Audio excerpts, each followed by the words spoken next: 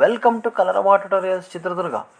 Friends, ನಾವು ಈ ವಿಡಿಯೋದಲ್ಲಿ 10ನೇ ತರಗತಿಯ ಕನ್ನಡ ವಿಷಯಕ್ಕೆ ಸಂಬಂಧಪಟ್ಟಂತಹ SSLC ಬೋರ್ಡಿಂದ ಬಿಟ್ಟಿರ್ತಕ್ಕಂತಹ ಮಾಡಲ್ ಪ್ರಶ್ನೆ ಪತ್ರಿಕೆಗಳು ಕ್ವಶನ್ ಪೇಪರ್ಸ್ ಏನಿದಾವೋ ಅದರ ಒಂದು ಕೀ ಉತ್ತರಗಳನ್ನು ನಾವು ನಿಮಗಿಲ್ಲಿ ನೀಡ್ತಾ ಇದ್ದೀವಿ. ಬಹಳಷ್ಟು ಮೋಸ್ಟ್ ಲೈಕ್ಲಿ ಕ್ವಶನ್ಸ್ ಇವು. ಸೊ ಈ ಕ್ವಶನ್ಸನ್ನು ನೀವು ನೋಡ್ಕೊಂಡು ಹೋದರೆ ಸಾಕು. ಬಹಳಷ್ಟು ಪ್ರಶ್ನೆಗಳಿಗೆ ನಿಮಗೆ ನಾಳೆ ನೀವು 2ನೇ ಪ್ರಿಪರೇಟರಿನ ಬರಿತಾ ಇದ್ದೀರಿ, ಅದಕ್ಕೆ ನಿಮಗೆ ಭಾಳ ಅನುಕೂಲ ಆಗುತ್ತೆ ಅಂತ ಹೇಳ್ತಾ ಬನ್ನಿ ನೋಡೋಣ. ಈಗ ಈ ಒಂದು ಕೀ ಉತ್ತರಗಳು ಯಾವ ರೀತಿ ಇದೆ ಅಂತ ನಾನು ನಿಮಗೆ ತೋರಿಸ್ತಾ ಹೋಗ್ತೇನೆ. ಸ್ಟೂಡೆಂಟ್, ಇದು ಬೋರ್ಡಿಂದ ಬಿಟ್ಟಿರ್ತಕ್ಕಂತಹ ಮಾದರಿ ಪ್ರಶ್ನೆ ಪತ್ರಿಕೆ 1. ಇದರಲ್ಲಿ ನಾವು ಈಗ ಪ್ರಶ್ನೆಗಳನ್ನು ನೋಡ್ತಾ ಹೋಗೋಣ. ಸೊ ಈ ಪ್ರಶ್ನೆಗಳನ್ನು ಯಾವ ರೀತಿ ಬಿಡಿಸ್ಬೋದು ಅಂತಕ್ಕಂಥದ್ದನ್ನು ನಾನು ನಿಮಗೆ ತೋರಿಸ್ತಾ ಹೋಗ್ತೇನೆ. ಸೊ ಮೊದಲನೇ ಪ್ರಶ್ನೆ, ಕನ್ನಡ ವರ್ಣಮಾಲೆಯ ವರ್ಗದ ಪಂಚಮಾಕ್ಷರಗಳು ಯಾವುವು ಅಂತ ಕೇಳಿದರೆ, ನೋಡಿರಿ, ಪಂಚಮಾಕ್ಷರಗಳು ಅಂತಂದಾಗ ಸೊ ನಾವು ಯಾವನ್ನ ಪಂಚಮಾಕ್ಷರಗಳು ಅಂತ ಕರಿತೀವಿ ಅಂತಂದರೆ, ನೋಡಿ ಇಲ್ಲಿ ನಿಮಗೆ ಗೊತ್ತಾಗ್ತಾ ಇದೆ. ಸೊ ಪಂಚಮಾಕ್ಷರಗಳು ಅಂತಂದರೆ ಯಾವುವು ಅಂದರೆ, ಅಲ್ಪ ಪ್ರಾಣಾಕ್ಷರಗಳು ಎಷ್ಟಿದಾವಪ್ಪ ಅಂತಂದರೆ ಇಲ್ಲಿ 10 ಇದ್ದಾವೆ, ಮಹಾಪ್ರಾಣಾಕ್ಷರಗಳು 10 ಇದ್ದಾವೆ, ಅನುನಾಸಿಕಗಳು 5. ಪಂಚಮ ಅಂತಂದರೆ 5 ಅಂತ ಕೇವಲ 5 ಅಕ್ಷರಗಳು ಇರ್ತಕ್ಕಂಥದ್ದು ಯಾವುದಪ್ಪ ಅಂತಂದರೆ ಇಲ್ಲಿ ನ್ಯಾ ನ್ಯಾಣ ನಾಮ ಅನುನಾಸಿಕಗಳನ್ನು ನಾವು ಪಂಚಮಾಕ್ಷರಗಳು ಅಂಥೇಳಿ ಕರಿತೇವೆ. ಹಾಗಾಗಿ ಇಲ್ಲಿರ್ತಕ್ಕಂತಹ ಈ ಒಂದು ಪ್ರಶ್ನೆಗೆ ಉತ್ತರ ಯಾವುದಾಗ್ತದಪ್ಪ ಅಂತಂದರೆ ಅನುನಾಸಿಕಗಳು ಅಂತಕ್ಕಂಥದ್ದು ಸರಿಯಾಗಿರ್ತಕ್ಕಂತಹ ಉತ್ತರ ಆಗಿದೆ. ಅದೇ ರೀತಿ ಈಗ ಪಂಚಮಿ ವಿಭಕ್ತಿಯ ಕಾರಕಾರ್ಥವಿದು ಅಂತ ಕೊಟ್ಟಿದ್ದಾರೆ. ನೋಡಿರಿ, ಪಂಚಮಿ ವಿಭಕ್ತಿಯ ಕಾರಕಾರ್ಥವನ್ನು ನಾವೀಗ ನೋಡೋಣ ಏನಿದೆ ಅಂತ. ನಾವಿಲ್ಲಿ ಕಾರಕಾರ್ಥಗಳನ್ನು ನೋಡಿದಾಗ ಇಲ್ಲಿ ಪ್ರಥಮ ಕರ್ತೃಕಾರಕ, ದ್ವಿತೀಯ ಕರ್ಮಕಾರಕ, ತೃತೀಯ ಕರಣಕಾರಕ, ಚತುರ್ಥಿ ಸಂಪ್ರದಾನಕಾರಕ, ಪಂಚಮಿ ಅಪಾದಾನಕಾರಕ. ಸೊ ಹಾಗಾಗಿ ಇಲ್ಲಿ ಕೇಳಿರ್ತಕ್ಕಂಥದ್ದು ಯಾವುದು ಇವಾಗ ನಮಗೆ ಪಂಚಮಿ ವಿಭಕ್ತಿಯ ಕಾರಕಾರ್ಥ ಆಗಿದೆ. ಹಾಗಾಗಿ ಇಲ್ಲಿ ಪಂಚಮಿ ವಿಭಕ್ತಿಯ ಕಾರಕಾರ್ಥ ಯಾವುದಾಗ್ತದಪ್ಪ ಅಂದರೆ ಅಪಾದಾನಕಾರಕ ಆಗ್ತದೆ. ಸೊ ಹಾಗಾದರೆ ಇಲ್ಲಿರ್ತಕ್ಕಂತಹ ಪ್ರಶ್ನೆಗೆ ಉತ್ತರ ಯಾವುದು ಬರ್ತದೆ? ಅಪಾದಾನ, ಆಪ್ಷನ್ ಬಿ ಅಂತಕ್ಕಂಥದ್ದು ಸರಿಯಾಗಿರ್ತಕ್ಕಂತಹ ಉತ್ತರ ಆಗಿದೆ. 3ನೇ ಪ್ರಶ್ನೆಯನ್ನು ನೋಡೋಣ. ದೇವರು ನಿಮಗೆಲ್ಲರಿಗೂ ಶುಭವನ್ನುಂಟು ಮಾಡಲಿ ಗೆರೆ ಎಳೆದ ಪದದ ಕ್ರಿಯಾರೂಪ ಅಂತ ಕೊಟ್ಟಿದ್ದಾರೆ. ನೋಡಿರಿ, ಈಗ ಈ ಕ್ರಿಯಾರೂಪವನ್ನು ನಾವು ನೋಡೋಣ ಏನಿದೆ ಅಂಥೇಳಿ. ಸೊ ಇಲ್ಲಿ ಕ್ರಿಯಾರೂಪ ಅಂತಂದಾಗ ನೋಡಿರಿ, ವಿದ್ಯಾರ್ಥಕ ಕ್ರಿಯಾರೂಪ ಅಂತ ಬಂದರೆ ಹಾಡಲಿ, ನೋಡಲಿ, ಮಾಡಲಿ ಅಂತಕ್ಕಂಥದ್ದು ವಿದ್ಯಾರ್ಥಕ ಬರುತ್ತೆ. ಅದೇ ರೀತಿ ಸಂಭವನಾರ್ಥಕ ಕ್ರಿಯಾರೂಪ ಬಂದಾಗ ಹಾಡಿಯಾನು, ಹಾಡಿಯಾಳು, ಹಾಡೀತು ಅಂತ ಬರ್ತದೆ. ಅದೇ ರೀತಿ ನಿಷೇಧಾರ್ಥಕ ರೂಪ ಬಂದಾಗ ಹಾಡನು, ಹಾಡಳು, ಹಾಡದು ಈ ಥರ ಬರ್ತದೆ. ಸೊ ಈಗ ಇಲ್ಲಿ ಇರ್ತಕ್ಕಂಥದ್ದು ಯಾವುದಪ್ಪ ಅಂದರೆ ಮಾಡಲಿ ಅಂತ ಇದೆ. ಸೊ ಮಾಡಲಿ ಅಂತ ಬಂದಾಗ ನಮಗಿಲ್ಲಿ ವಿದ್ಯಾರ್ಥಕ ರೂಪ, ಹಾಡಲಿ ಅಂತ ಬಂದರೆ ಅದು ವಿದ್ಯಾರ್ಥಕ ರೂಪ ಆಗ್ತದೆ. ಹಾಗಾಗಿ ಇಲ್ಲಿರ್ತಕ್ಕಂತಹ ಒಂದು ರೂಪ ಯಾವುದಾಗ್ತದೆ? ವಿದ್ಯಾರ್ಥಕ. ಆಪ್ಷನ್ ಎ ಅಂತಕ್ಕಂಥದ್ದು ಸರಿಯಾಗಿರ್ತಕ್ಕಂಥ ಉತ್ತರ ಆಗಿದೆ. ನೆಕ್ಸ್ಟು ಬಹುರ್ವಿಹಿ ಸಮಾಸ ಪದವಿದು ಅಂತ ಕೊಟ್ಟಿದ್ದಾರೆ. ನೋಡಿರಿ, ಸಮಾಸಗಳನ್ನು ಬಿಡಿಸಬೇಕಾದ್ರೆ ಮುಕ್ಕಣ್ಣು ಅಂತ ಕೊಟ್ಟಿದ್ದಾರೆ. ಇಲ್ಲಿ ಮುಕ್ಕಣ್ಣು ಅಂತ ಬಂದಾಗ 3 ಕಣ್ಣು 3 + ಕಣ್ಣು ಅಂತ ಬಿಡಿಸ್ತೇವೆ. ಇದನ್ನು ಮುಕ್ಕಣ್ಣು 3 ಅಂತ ಬರೋದ್ರಿಂದ ಇದು ದ್ವಿಗು ಸಮಾಸ ಆಗುತ್ತೆ. ಅದೇ ರೀತಿ ಕಡೆಗಣ್ಣು ಅಂತ ಬಂದಾಗ ಕಣ್ಣಿನ ಪ್ಲಸ್ ಕಡೆ, ಕಣ್ಣಿನ ಪ್ಲಸ್ ಕಡೆ ಅಂತ ಬರ್ತದೆ. ಸೊ ಇವಾಗ ಕಣ್ಣಿನ ಕಡೆ ಇದು ಅಂಶಿ ಸಮಾಸ ಆಗ್ತದೆ, ಅಂಶಿ ಸಮಾಸ ಆಗ್ತದೆ. ಕಂಗೆಡು ಅಂತ ಬಂದಾಗ ಕಣ್ಣಿನಿಂದ ಪ್ಲಸ್ ಕೆಡು, ಕಣ್ಣಿನಿಂದ ಪ್ಲಸ್ ಕೆಡು ಅಂತಕ್ಕಂಥದ್ದು ಆಗ್ತದೆ. ಸೊ ಹಾಗಾಗಿ ಕಂಗೆಡು ಅಂತಕ್ಕಂಥದ್ದು ಇದು ತತ್ಪುರುಷ ಸಮಾಸ ಆಗ್ತದೆ, ತತ್ಪುರುಷ ಸಮಾಸ. ಚಕ್ರಪಾಣಿ ಅಂದರೆ ಪಾಣಿಯಲ್ಲಿ ಚಕ್ರವುಳ್ಳವನು ಯಾರೋ ಅವನೇ, ಪಾಣಿಯಲ್ಲಿ ಚಕ್ರವುಳ್ಳವನು. ಸೊ ಈ ರೀತಿ ಯಾವುದು ಚಕ್ರವುಳ್ಳವನು ಅಂತ ಬಂದಾಗ ವಿಷ್ಣು ಅಂತೇಳಿ ನಾವು ಹೇಳ್ತೇವೆ. ಹಾಗಾಗಿ ಇದು ಬಹುರ್ವಿಹಿ ಸಮಾಸಕ್ಕೆ ಬರ್ತಕ್ಕಂಥದ್ದು. ಈ ಬಹುರ್ವಿಹಿ ಸಮಾಸದಲ್ಲಿ ಹೆಚ್ಚಾಗಿ ಗ್ರಂಥಗಳಲ್ಲಿ ಬರ್ತಕ್ಕಂಥವು, ರಾಮಾಯಣ ಮಹಾಭಾರತಗಳಲ್ಲಿ ಬರ್ತಕ್ಕಂತಹ ಹೆಸರುಗಳು ಯಾವ ಬರ್ತಾವೋ ಹೆಚ್ಚು ಕಡಿಮೆ ದೇವರ ಹೆಸರುಗಳೆಲ್ಲವೂ ಸಹ ಈ ಬಹುರ್ವಿಹಿ ಸಮಾಸದಲ್ಲಿ ಬರ್ತಕ್ಕಂಥದ್ದನ್ನು ನಾವು ಕಾಣ್ತೇವೆ. ಈಗ ಮುಂದಿನ ಪ್ರಶ್ನೆಯನ್ನು ನೋಡೋಣ. ಸ್ವತಂತ್ರ ವಾಕ್ಯಗಳಾಗಿ ನಿಲ್ಲಬಲ್ಲ ಅನೇಕ ಉಪವಾಕ್ಯಗಳೊಡನೆ ಒಂದು ಪೂರ್ಣಾಭಿಪ್ರಾಯದ ವಾಕ್ಯವಾಗಿದ್ದರೆ ಅದು ಅಂತ ಹೇಳಿದ್ದಾರೆ. ಸೊ ಈಗ ವಾಕ್ಯದ ಪ್ರಭೇದಗಳನ್ನು ನಾವು ನೋಡ್ಕೊತ ಬರೋಣ. ಸೊ ಸೊ ಇಲ್ಲಿ ವಾಕ್ಯದ ಪ್ರಭೇದವನ್ನು ನೋಡಿದಾಗ ಒಂದು ಪೂರ್ಣ ಕ್ರಿಯಾಪದದೊಂದಿಗೆ ಸ್ವತಂತ್ರವಾಗಿರುವ ವಾಕ್ಯವನ್ನು ಸಾಮಾನ್ಯ ವಾಕ್ಯ ಅಂತ ಕರಿತೀವಿ. ಅದೇ ರೀತಿ ಒಂದು ಸ್ವತಂತ್ರ ವಾಕ್ಯಗಳಾಗಿ ನಿಲ್ಲಬಲ್ಲ ಅನೇಕ ಉಪವಾಕ್ಯಗಳೊಡನೆ ಒಂದು ಪೂರ್ಣಾಭಿಪ್ರಾಯದ ವಾಕ್ಯವಾಗಿದ್ದರೆ ಅದನ್ನು ಸಂಯೋಜಿತ ವಾಕ್ಯ ಅಂತ ಕರಿತೇವೆ. ಒಂದು ಅಥವಾ ಅನೇಕ ವಾಕ್ಯಗಳು ಒಂದು ಪ್ರಧಾನ ವಾಕ್ಯಕ್ಕೆ ಅಧೀನಗಳಾಗಿದ್ದರೆ ಅಂತಹ ವಾಕ್ಯವನ್ನು ಮಿಶ್ರವಾಕ್ಯ ಅಂತ ಕರಿತೇವೆ. ಹಾಗಾಗಿ ಈ 3 ರೀತಿಯ ವಾಕ್ಯಗಳಿದ್ದಾವೆ. ಇಲ್ಲಿ ನಮಗೆ ಕೊಟ್ಟಿರೋದು ಸ್ವತಂತ್ರ ವಾಕ್ಯಗಳಾಗಿ ನಿಲ್ಲಬಲ್ಲ ಅನೇಕ ಉಪವಾಕ್ಯಗಳನ್ನೇ ಒಂದು ಪೂರ್ಣಾಭಿಪ್ರಾಯದ ವಾಕ್ಯ ಅಂತ ಕೇಳಿದರೆ, ಹಾಗಾಗಿ ಇದು ನಮಗೆ ಬರ್ತಕ್ಕಂಥದ್ದು ಸಂಯೋಜಿತ ವಾಕ್ಯ ಸರಿಯಾದಂತಹ ಉತ್ತರ ಆಗಿದೆ. ಹಾಗಾಗಿ ಆಪ್ಷನ್ ಬಿ ಅಂತಕ್ಕಂಥದ್ದು ಇಲ್ಲಿ ಸರಿಯಾಗಿರ್ತಕ್ಕಂತಹ ಒಂದು ಉತ್ತರ ಆಗಿದೆ. ಅದೇ ರೀತಿ ಮುಂದಿನ ಪ್ರಶ್ನೆ ನೋಡೋಣ. ತರುವಾಯ ಪದವು ಈ ಅವ್ಯಯಕ್ಕೆ ಉದಾಹರಣೆಯಾಗಿದೆ ಅಂತಂದಾಗ ನಾವೀಗ ಅವ್ಯಯಗಳನ್ನು ಒಂದು ಸಲ ನೋಡ್ಕೊಂಬಂದ್ಬಿಡೋಣ. ಸೊ ಅವ್ಯಯಗಳೇನಿದಾವೋ ಅದನ್ನು ನೋಡಿದರೆ ನಮಗೆ ಸರಿಯಾದ ಒಂದು ಉತ್ತರ ಸಿಗುತ್ತೆ. ಸೊ ಇಲ್ಲಿ ನೋಡ್ರಿ, ಅವ್ಯಯ ಅಂತಂದಾಗ ನಾಮಪದ ಕ್ರಿಯಾಪದಗಳಂತೆ ಲಿಂಗ ವಚನ ವಿಭಕ್ತಿಗಳಿಂದ ರೂಪಭೇದವನ್ನು ಹೊಂದದೇ ಇರುವಂತಹ ಏಕರೂಪವಾಗಿರುವ ಪದಗಳನ್ನು ನಾವು ಅವ್ಯಯಗಳು ಅಂತ ಇಲ್ಲಿ ಕರೆದಿದ್ದೇವೆ. ಸೊ ಹಾಗಾದರೆ ಇಲ್ಲಿ ಇದು ಸಾಮಾನ್ಯ ಅವ್ಯಯ. ಈಗ ನೋಡಿರಿ, ಯಾವುದಾದ್ರೂ ಒಂದು ಕ್ರಿಯೆ ನಡೆದ ರೀತಿಯನ್ನು ಹೇಳುವಂತಹ ಅವ್ಯಯಗಳೇ ಸಾಮಾನ್ಯ ಅವ್ಯಯಗಳು. ಇವೆಲ್ಲವೂ ಸಹ ಸಾಮಾನ್ಯ ಅವ್ಯಯಗಳು ಬರ್ತವೆ. ಅದೇ ರೀತಿ ಅನುಕರಣಾವ್ಯಯ ಅಂದಾಗ ನಿರ್ದಿಷ್ಟ ಅರ್ಥವಿಲ್ಲದ ಧ್ವನಿ ವಿಶೇಷಗಳನ್ನು ತಾನು ಕಿವಿಯಿಂದ ಕೇಳಿದಂತೆ ಅನುಕರಣೆ ಮಾಡಿ ಹೇಳುವ ಪದವೇ ಅನುಕರಣಾವ್ಯಯ. ಯಾವುವು ಚಟ ಚಟ, ಕರ ಕರ ಈ ಥರ ಪದಗಳು ಬರ್ತವೆ. ಇನ್ನು ಭಾವಸೂಚಕ ವ್ಯಯ ಮನಸ್ಸಿನಲ್ಲಿ ಉಂಟಾಗುವ ಕೋಪ, ಹರ್ಷ, ದುಃಖ, ಮೆಚ್ಚುಗೆ, ಆಕ್ಷೇಪ, ತಿರಸ್ಕಾರ ಇವುಗಳನ್ನು ಸೂಚಿಸ್ತಕ್ಕಂತಹ ಪದಗಳನ್ನು ಭಾವಸೂಚಕ ವ್ಯಯ ಅಂತ ಕರಿತೀವಿ. ಇವು ಆಹಾ, ಬಳಿರೇ, ಓಹೋ ಅಂತಕ್ಕಂಥವು ಅವು. ಇನ್ನು ಕ್ರಿಯಾರ್ಥಕ ವ್ಯಯ ಅಂತಂದಾಗ ಕ್ರಿಯಾಪದದ ಸ್ಥಾನದಲ್ಲಿದ್ದು ವಾಕ್ಯದ ಅರ್ಥವನ್ನು ಪೂರ್ಣಗೊಳಿಸುವ ಅವ್ಯಯಗಳು. ಅಹುದು, ಸಾಕು, ಇಲ್ಲ, ಹೌದು, ಬೇಡ, ಉಂಟು ಇಂತಹ ಪದಗಳನ್ನು ನಾವು ಹೇಳ್ತೇವೆ. ಸಂಬಂಧಾರ್ಥಕ ವ್ಯಯ ಅಂತಂದಾಗ ಊಂ, ಉಹೂಂ ಅಥವಾ ಆದ್ದರಿಂದ ಒಂದಕ್ಕೊಂದು ಸಂಬಂಧವನ್ನು ಕಲ್ಪಿಸ್ತಕ್ಕಂಥವು. ನೋಡಿರಿ, ರಾಮನು ಲಕ್ಷ್ಮಣನು ಸೀತೆಯು ಕಾಡಿಗೆ ಹೋದರು. ನೋಡಿರಿ, ರಾಮನು ಲಕ್ಷ್ಮಣನು ಸೀತೆಯು ಅಂತಕ್ಕಂಥದ್ದು ಏನು ಬರ್ತದಲ್ಲ, ಇದರಲ್ಲಿ ಊ ಅಂತ ಬರ್ತದಲ್ಲ ಅದು. ಅವನು ಬರುವುದೂ ಬೇಡ, ಕೆಲಸ ಆಗುವುದೂ ಬೇಡ, ಆದ್ದರಿಂದ ಮತ್ತಿಲ್ಲ, ಅವನು ಬರಲಿಲ್ಲ ಆದ್ದರಿಂದ ನಾನು ಬರಲಿಲ್ಲ. ಇಂಥವನ್ನು ನಾವು ಸಂಬಂಧಾರ್ಥಕ ವ್ಯಯ ಅಂತ ಕರಿತೇವೆ. ಸೊ ಇಲ್ಲಿ ಇರ್ತಕ್ಕಂತಹ ಪದ ಯಾವುದಪ್ಪ ಅಂತಂದರೆ ನಮಗೆ ತರುವಾಯ ಅಂತ ಕೊಟ್ಟಿದ್ದಾರೆ. ನೋಡಿರಿ, ತರುವಾಯ ಅಂತಕ್ಕಂತಹ ಪದ ನಮಗೆ ಇಲ್ಲಿ ಸಾಮಾನ್ಯ ಅವ್ಯಯದಲ್ಲೇ ಸಿಕ್ಬಿಡ್ತದೆ. ತರುವಾಯ ಅಂತಕ್ಕಂಥದ್ದು ಸಾಮಾನ್ಯವೇ. ನಿಮಗೆ ಬೇಕಾದರೆ ಇಲ್ಲಿರ್ತಕ್ಕಂಥ ಪದಗಳನ್ನು ಇಲ್ಲಿ ಬರೆದಿಟ್ಕೊಳ್ರಿ, ಯಾವ್ಯಾವುದು ಅವ್ಯಯಕ್ಕೆ ಬರ್ತದೆ ಅಂತೇಳಿ ನಿಮಗೆ ಗೊತ್ತಾಗ್ತದೆ. ಸೊ ಈಗ ಇದರಲ್ಲಿ ಇದೇ ರೀತಿ ಇನ್ನೊಂದು ಮಾಡೆಲ್ ಪೇಪರಲ್ಲಿ ಬರ್ತಕ್ಕಂತಹ ಪ್ರಶ್ನೆಗಳನ್ನು ನಾವೀಗ ನೋಡ್ತಾ ಹೋಗೋಣ. ನೋಡಿರಿ, 2ನೇ ಮಾಡೆಲ್ ಪೇಪರಲ್ಲಿ ಇರ್ತಕ್ಕಂಥದ್ದು. ಸೊ ಇದರಲ್ಲಿ ನೋಡಿರಿ, ಪಂಡಿತ ಪದವು ಈ ವ್ಯಾಕರಣಾಂಶಕ್ಕೆ ಸೇರಿದೆ ಅಂತ ಕೊಟ್ಟಿದ್ದಾರೆ. ನೋಡೋಣ ಈಗ ಯಾವ ವ್ಯಾಕರಣಾಂಶಕ್ಕೆ ಬರ್ತದೆ ಅಂತ. ಸೊ ಇಲ್ಲಿ ನಾಮಪದಗಳನ್ನು ನೋಡಿದಾಗ ಇಲ್ಲಿ 3 ರೀತಿಯ ನಾಮಪದಗಳನ್ನು ಮುಖ್ಯವಾಗಿ ನೋಡ್ತೇವೆ. ಒಂದು ಅಂಕಿತನಾಮ, ರೂಢನಾಮ, ಅನ್ವರ್ತನಾಮ ಅಂತೇಳಿ. ಅಂಕಿತನಾಮ ಅಂದರೆ ಇಟ್ಟಿರುವಂತಹ ಹೆಸರುಗಳು. ನಮ್ಮ ಹೆಸರುಗಳೆಲ್ಲವೂ ಅಂಕಿತನಾಮದಲ್ಲಿ ಬರ್ತದೆ. ರೂಢನಾಮ ಅಂತಂದರೆ ರೂಢಿಯಿಂದ ಬಂದಿರೋವು, ಹೆಚ್ಚಾಗಿ ಸಾಮಾನ್ಯ ಪದಗಳು, ಯಾವುದಕ್ಕೂ ಸಹ ನಿರ್ದಿಷ್ಟವಾಗಿ ಇಲ್ಲದೇ ಇದ್ದರೆ ಅದನ್ನು ಸಾಮಾನ್ಯ ಪದಗಳನ್ನು ನಾವು ರೂಢನಾಮ ಅಂತ ಕರಿತೀವಿ. ದೇಶ ಅಂದರೆ ಯಾವುದಾದ್ರು ಆಗ್ಬೋದು, ಊರು ಯಾವುದಾದ್ರೂ ಆಗ್ಬೋದು. ದೇಶ ಭಾರತ ಅಂತ ಬಂದರೆ ಅದು ಅಂಕಿತನಾಮ, ಬರೀ ದೇಶ ಅಂತ ಬಂದರೆ ಅದು ರೂಢನಾಮ ಆಗ್ತದೆ. ಅನ್ವರ್ತನಾಮ ಅಂತಂದರೆ ಆ ವ್ಯಕ್ತಿಗಳು ಮಾಡುವಂತಹ ಕೆಲಸದ ಆಧಾರದ ಮೇಲೆ ಅವರಿಗೆ ಹೆಸರನ್ನು ಇಟ್ಟಿರ್ತಕ್ಕಂಥದ್ದು. ಸೊ ಈಗ ನಮಗೆ ಇಲ್ಲಿ ವ್ಯಾಪಾರಿ, ವಿಜ್ಞಾನಿ, ವಿದ್ವಾಂಸ ಅಂತ ಬಂತಲ್ಲ, ಅದೇ ರೀತಿ ಇಲ್ಲಿ ಪಂಡಿತ ಅಂತಕ್ಕಂಥದ್ದು. ಸೊ ನಮಗೆ ಇರ್ತಕ್ಕಂಥದ್ದು ಪಂಡಿತ ಅಂತಕ್ಕಂತಹ ಪದ ಏನಿದೆಯಲ್ಲ, ಇದು ನಮಗೆ ಯಾವುದಕ್ಕೆ ಬರ್ತದೆ? ಆ ವ್ಯಕ್ತಿ ಪಂಡಿತ, ಬುದ್ಧಿ ಇದ್ದರೆ ಪಂಡಿತ ಅಂತ ಕರಿತೀವಿ. ಹಾಗಾಗಿ ಇದನ್ನು ನಾವು ಅನ್ವರ್ತನಾಮ ಅಂತೇಳಿ ತಗೊತೀವಿ. ಆಪ್ಷನ್ ಎ ಅಂತಕ್ಕಂಥದ್ದು ಸರಿಯಾಗಿರ್ತಕ್ಕಂಥ ಉತ್ತರ ಆಗಿದೆ. ಇನ್ನು ಸವರ್ಣ ದೀರ್ಘ ಸಂಧಿಗೆ ಉದಾಹರಣೆ ಇದು ಅಂತ ಕೊಟ್ಟಿದ್ದಾರೆ. ನೋಡೋಣ ಯಾವ್ಯಾವ ಸಂಧಿಗೆ ಇಲ್ಲಿ ಸಂಧಿಗಳು ಬರ್ತವೆ ಅಂಥೇಳಿ. ವಾಗ್ದೇವಿ ಇದನ್ನು ಬಿಡಿಸಿದರೆ ವಾಕ್ ಪ್ಲಸ್ ದೇವಿ ಅಂತ ಬರುತ್ತೆ. ಸೊ ಇದು ಸವರ್ಣ ದೀರ್ಘ ಸಂಧಿಗೆ ಬರಲ್ಲ. ಸುರ ಬಿಡಿಸಿದರೆ ಸುರ ಪ್ಲಸ್ ಅಸುರ ಅಂತ ಬರ್ತದೆ.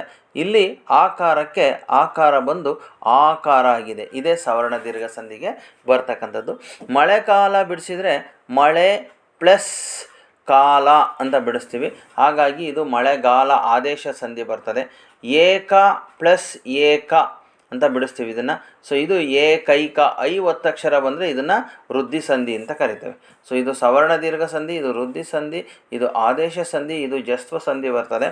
ಹಾಗಾಗಿ ಇಲ್ಲಿ ಸುರಾಸುರ ಸಿ ಅಂತಕ್ಕಂಥದ್ದು ಏನಾಗ್ತದಪ್ಪ ಅಂತಂದರೆ ಸವರ್ಣ ದೀರ್ಘ ಸಂಧಿಗೆ ಉದಾಹರಣೆ ಆಗ್ತದೆ. ಅಂಬೇಡ್ಕರ್ಗೆ ವೇಳೆ ಎಂದರೆ ಜ್ಞಾನಾರ್ಜನೆಯಾಗಿತ್ತು. ಈ ವಾಕ್ಯದಲ್ಲಿ ಗೆರೆ ಎಳೆದ ಪದದಲ್ಲಿರುವಂತಹ ವಿಭಕ್ತಿ ಅಂತ ಕೇಳಿದ್ದಾರೆ. ಅಂಬೇಡ್ಕರರಿಗೆ ಗೆ ಅಂತ ಇದೆ. ಸೊ ನೋಡೋಣ ವಿಭಕ್ತಿ ಪ್ರತ್ಯಯಗಳಲ್ಲಿ ನಾವು ನೋಡಿದಾಗ ಯಾವ ವಿಭಕ್ತಿಗೆ ಬರ್ತದೆ ಅಂತೇಳಿ. ಸೊ ಇಲ್ಲಿ ನೋಡಿದ್ರೆ ಗೆ ಅಂತಕ್ಕಂತಹ ವಿಭಕ್ತಿ ಪ್ರತ್ಯಯ ಇರ್ತಕ್ಕಂಥದ್ದು ಚತುರ್ಥಿ ವಿಭಕ್ತಿಯಲ್ಲಿದೆ. ಹಾಗಾಗಿ ಇಲ್ಲಿ ಅಂಬೇಡ್ಕರರಿಗೆ ಅಂತಂದರೆ ಇದು ಚತುರ್ಥಿ ವಿಭಕ್ತಿಗೆ ಬರ್ತಕ್ಕಂಥದ್ದು. ಅನೇಕ ಉಪವಾಕ್ಯಗಳೊಡನೆ ಒಂದು ಪ್ರಧಾನ ವಾಕ್ಯಕ್ಕೆ ಅಧೀನವಾಗಿದ್ದಾಗ ಉಪವಾಕ್ಯಗಳು ಮುಗಿದಾಗಲೆಲ್ಲ ಬಳಸುವ ಲೇಖನ ಚಿಹ್ನೆ ಅಂತ ಕೊಟ್ಟಿದ್ದಾರೆ.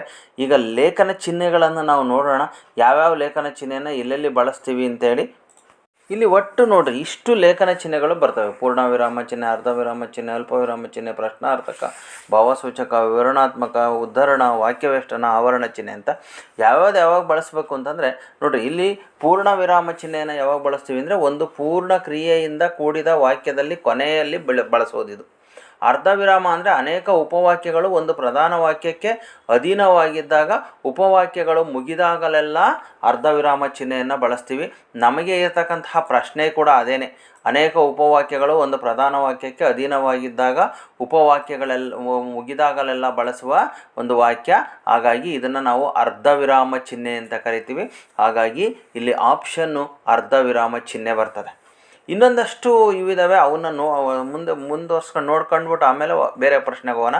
ಅಲ್ಪ ವಿರಾಮ ಚಿಹ್ನೆಯನ್ನು ಯಾವಾಗ ಬಳಸ್ತೀವಪ್ಪ ನಾವು ಅಂತಂದರೆ ಸಂಬೋಧನೆಯ ಮುಂದೆ ಹಾಗೂ ಕರ್ತೃ ಕರ್ಮ ಕ್ರಿಯಾಪದಗಳಿಗೆ ಬೇರೆ ಬೇರೆ ವಿಶೇಷಣಗಳು ಬಂದಾಗ ಕೊನೆಯ ವಿಶೇಷಣವನ್ನು ಬಿಟ್ಟು ಉಳಿದವುಗಳ ಮುಂದೆ ಅಲ್ಪ ವಿರಾಮ ಚಿಹ್ನೆ ಹಾಕ್ತೀವಿ. ನೋಡ್ರಿ ಹಿಂಗೆ ಬಟ್ಟೆ ಗಿರಣಿ ಅಲ್ಪ ವಿರಾಮ, ರಟ್ಟು ಅಲ್ಪ ವಿರಾಮ, ಪೆನ್ಸಿಲ್ ಅಲ್ಪ ವಿರಾಮ, ಈ ಥರ ಬೇರೆ ಬೇರೆ ಪದಗಳು ಒಂದೇ ಥರದ ಪದಗಳು ಭಾಳಷ್ಟು ಬಂದರೆ ಆವಾಗ ಅಲ್ಪ ವಿರಾಮವನ್ನು ನಾವು ಬಳಸ್ತೇವೆ.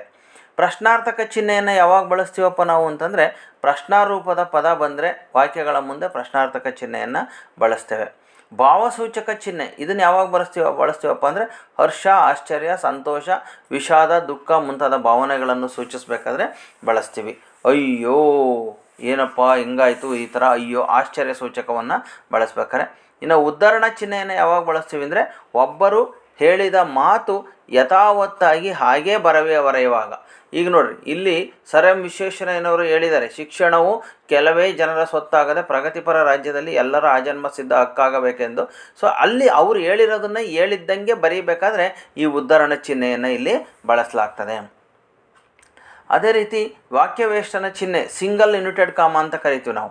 ಇದನ್ನು ಯಾವಾಗ ಬಳಸ್ತೀವಪ್ಪ ಅಂದರೆ ಪಾರಿಭಾಷಿಕ ಪದಗಳನ್ನು ಬಳಸುವಾಗ, ಅನ್ಯ ಭಾಷೆಯ ಪದಗಳನ್ನು ಬಳಸುವಾಗ ಬಳಸ್ತೀವಿ. ನೋಡಿರಿ ಇಂಗ್ಲೀಷು, ಪರ್ಷಿಯನ್ನು, ಪೋರ್ಚುಗೀಸು ಈ ಥರ ಬೇರೆ ಭಾಷೆಯಿಂದ ಬಂದಿರತಕ್ಕಂತಹ ಪದಗಳನ್ನು ಬಳಸಬೇಕಾದ್ರೆ ನಾವು ಸಿಂಗಲ್ ಯುನಿಟೆಡ್ ಕಾಮವನ್ನು ಬಳಸ್ತಾ ಹೋಗ್ತೇವೆ. ಅದೇ ರೀತಿ ಆವರಣ ಚಿಹ್ನೆಯನ್ನು ಯಾವಾಗ ಬಳಸ್ತೀವಪ್ಪ ಅಂದರೆ ಒಂದು ಪದವನ್ನೋ ವಾಕ್ಯವನ್ನೋ ಹೇಳಿ ಅದಕ್ಕೆ ಸಮಾನಾರ್ಥಕ ಪದವನ್ನು ವಾಕ್ಯವನ್ನು ಹೇಳುವಾಗ ಆವರಣ ಚಿಹ್ನೆಯನ್ನು ಬಳಸಲಾಗ್ತದೆ. ನೋಡಿ ಇಲ್ಲಿ ಆಮ್ಲಜನಕ ಆಕ್ಸಿಜನ್ ಅಂತಕ್ಕಂಥದ್ದು ಅದರ ಅರ್ಥನೇ ಇಲ್ಲಿದೆ, ಜಲಜನಕ ಹೈಡ್ರೋಜನ್ ಅರ್ಥವನ್ನು ಹೇಳ್ಬೇಕಾದ್ರೆ.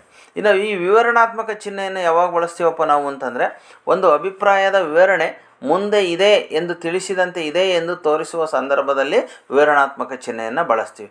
ಈಗ ಯಾವ್ದಾದ್ರು ಒಂದು ಎಕ್ಸ್ಪ್ಲೇನ್ ಮಾಡಬೇಕು ಅಂದಾಗ ಅದರ ಹೆಡ್ಡಿಂಗನ್ನು ಬರೆದು ವಿವರಣಾತ್ಮಕ ಚಿಹ್ನೆಯನ್ನು ಬಳಸ್ತೀವಿ. ಈಗ ನಮಗೆ ಇಲ್ಲಿರ್ತಕ್ಕಂತಹ ಚಿಹ್ನೆ ಅರ್ಧ ವಿರಾಮ ಚಿಹ್ನೆ ಅಂತ ಗೊತ್ತಾಗಿದೆ. ಮುಂದಿನ ಪದವನ್ನು ನೋಡೋಣ. ಮಾಡು ಪದದ ಸಂಭವನಾರ್ಥಕ ರೂಪ. ನಾವು ಆವಾಗಲೇ ನೋಡಿದ್ವಿ ಸಂಭವನಾರ್ಥಕ ರೂಪ ಲೀ ಅಂತ ಬಂದರೆ ಇದು ವಿದ್ಯಾರ್ಥಕ ರೂಪ ಆಗ್ತದೆ. ಮಾಡಳು ಅಂತ ಬಂದರೆ ಇದು ನಿಷೇಧಾರ್ಥಕ ರೂಪ ಆಗ್ತದೆ. ಮಾಡಿಯಾಳು ಬಂದರೆ ಇದು ಸಂಭವನಾರ್ಥಕ ರೂಪ ಆಗ್ತದೆ. ಮಾಡನು ಅಂತ ಬಂದರೆ ಕೂಡ ಇದು ನಿಷೇಧಾರ್ಥಕ ರೂಪ ಆಗ್ತದೆ. ಹಾಗಾಗಿ ಸಂಭವನಾರ್ಥಕ ರೂಪ ಕೇಳಿರೋದ್ರಿಂದ ಸಿ ಅಂತಕ್ಕಂಥದ್ದು ಆಪ್ಷನ್ನು ಬರ್ತದೆ. ಒಂದು ಪೂರ್ಣ ಕ್ರಿಯಾಪದದೊಂದಿಗೆ ಸ್ವತಂತ್ರವಾಗಿರುವಂತಹ ವಾಕ್ಯ.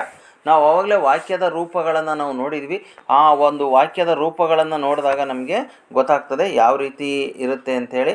ಈಗ ನೋಡೋಣ, ಇಲ್ಲಿ ಕೊಟ್ಟಿರ್ತಕ್ಕಂತಹ ನೋಡ್ರಿ, ಒಂದು ಪೂರ್ಣ ಕ್ರಿಯಾಪದದೊಂದಿಗೆ ಸ್ವತಂತ್ರವಾಗಿರೋ ವಾಕ್ಯವನ್ನು ಸಾಮಾನ್ಯ ವಾಕ್ಯ ಅಂತ ಕರಿತೇವೆ. ಹಾಗಾದರೆ ಇಲ್ಲಿ ನಮಗಿರ್ತಕ್ಕಂತಹ ಪ್ರಶ್ನೆಗೆ ಉತ್ತರ ಯಾವುದಪ್ಪ ಅಂದರೆ ಸಾಮಾನ್ಯ ವಾಕ್ಯ ಅಂತಕ್ಕಂಥದ್ದು ಆಗಿರ್ತದೆ. ಸೊ ಇದೇ ರೀತಿ ನಾವು ಮತ್ತೊಂದು ಪ್ರಶ್ನೆ ಪತ್ರಿಕೆಯನ್ನು ನೋಡೋಣ. ಈಗ ಇಲ್ಲಿ ಮೊದಲ 6 ಪ್ರಶ್ನೆಗಳಿಗೆ ಉತ್ತರವನ್ನು ಕೊಡ್ತೀನಿ, ಆಮೇಲೆ ಉಳಿದಿರ್ತಕ್ಕಂಥವನ್ನ ನೋಡ್ತಾ ಹೋಗೋಣ. ಕನ್ನಡ ವರ್ಣಮಾಲೆಯಲ್ಲಿರುವ ವರ್ಗೀಯ ವ್ಯಂಜನಾಕ್ಷರಗಳ ಸಂಖ್ಯೆ ಅಂತ ಕೇಳಿದರೆ, ನಾನು ಆವಾಗಲೇ ಅಕ್ಷರಗಳ ಸಂಖ್ಯೆಯನ್ನು ನಾನು ತೋರಿಸಿದೆ. ಮತ್ತೊಂದು ಸಲ ನೋಡೋಣ ಅಕ್ಷರಗಳ ಸಂಖ್ಯೆ ಎಷ್ಟು ಅಂತ. ಕನ್ನಡ ವರ್ಣಮಾಲೆಯನ್ನು ನೋಡಿದಾಗ ಸ್ವರಗಳು 13, ಹ್ರಸ್ವಸ್ವರಗಳು 6, ದೀರ್ಘ ಸ್ವರಗಳು 7, ವ್ಯಂಜನಗಳು ಒಟ್ಟು 34. ಅದರಲ್ಲಿ ವರ್ಗೀಯ ವ್ಯಂಜನಗಳು 25, ಅವರ್ಗೀಯ ವ್ಯಂಜನಗಳು 9. ಹಾಗಾಗಿ ನಮಗೆ ಇಲ್ಲಿ ಕೇಳಿರ್ತಕ್ಕಂಥದ್ದು ಏನಪ್ಪ ಅಂತಂದರೆ ವರ್ಗೀಯ ವ್ಯಂಜನಾಕ್ಷರಗಳು ಎಷ್ಟು ಅಂತ ಕೇಳಿದರೆ, ಹಾಗಾಗಿ 25 ಅಂತಕ್ಕಂಥದ್ದು ವರ್ಗೀಯ ವ್ಯಂಜನಗಳು. ಆಪ್ಷನ್ ಬಿ ಅಂತಕ್ಕಂಥದ್ದು ಸರಿಯಾದಂತಹ ಉತ್ತರ ಆಗಿದೆ. ಇನ್ನು ಅನ್ವರ್ಥ ನಾಮಪದಕ್ಕೆ ಉದಾಹರಣೆ ನಾವು ಆವಾಗಲೇ ನೋಡಿದ್ವಿ.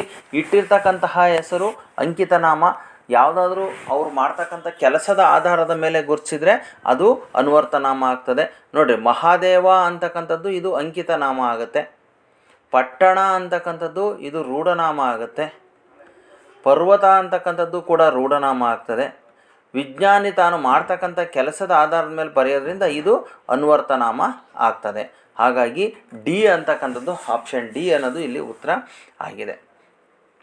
ಪಾರಿಭಾಷಿಕ ಪದಗಳನ್ನು, ಅನ್ಯ ಭಾಷೆಯ ಪದಗಳನ್ನು, ಪ್ರಮುಖ ಪದಗಳನ್ನು ಸೂಚಿಸುವಾಗ ಬಳಸುವ ಲೇಖನ ಚಿಹ್ನೆ ನಾವು ಆವಾಗಲೇ ನೋಡಿದ್ವಿ. ಯಾವುದು ಪಾರಿಭಾಷಿಕ ಪದವನ್ನು ಯಾವ ರೀತಿ ಇದು ಮಾಡಬೇಕು ಅಂತ ಮತ್ತೊಂದು ಸಲ ನಿಮಗೆ ತೋರಿಸ್ಬಿಡ್ತೀನಿ ಅದನ್ನು. ಸೊ ಇಲ್ಲಿ ನೋಡಿರಿ, ಪಾರಿಭಾಷಿಕ ಪದಗಳನ್ನು ಬಳಸುವಾಗ, ಅನ್ಯ ಭಾಷೆಯ ಪದಗಳನ್ನು ಬಳಸುವ ಲೇಖನ ಚಿಹ್ನೆ ಯಾವುದಪ್ಪ ಅಂದರೆ ವಾಕ್ಯವೇಷ್ಟನ, ಸಿಂಗಲ್ ಯುನಿಟೆಡ್ ಕಾಮ ಅಂತ ಹೇಳಿ ನೋಡಿದ್ವಿ. ಹಾಗಾಗಿ ಈ ಒಂದು ಪ್ರಶ್ನೆಗೆ ಉತ್ತರ ಇಲ್ಲಿ ವಾಕ್ಯವೇಷ್ಟನ ಚಿಹ್ನೆ ಅಂತಕ್ಕಂಥದ್ದು ಸರಿಯಾದಂತಹ ಉತ್ತರ ಆಗಿದೆ. ಇನ್ನು ದಗದಗ ಪದದಲ್ಲಿರುವ ಅವ್ಯಯ.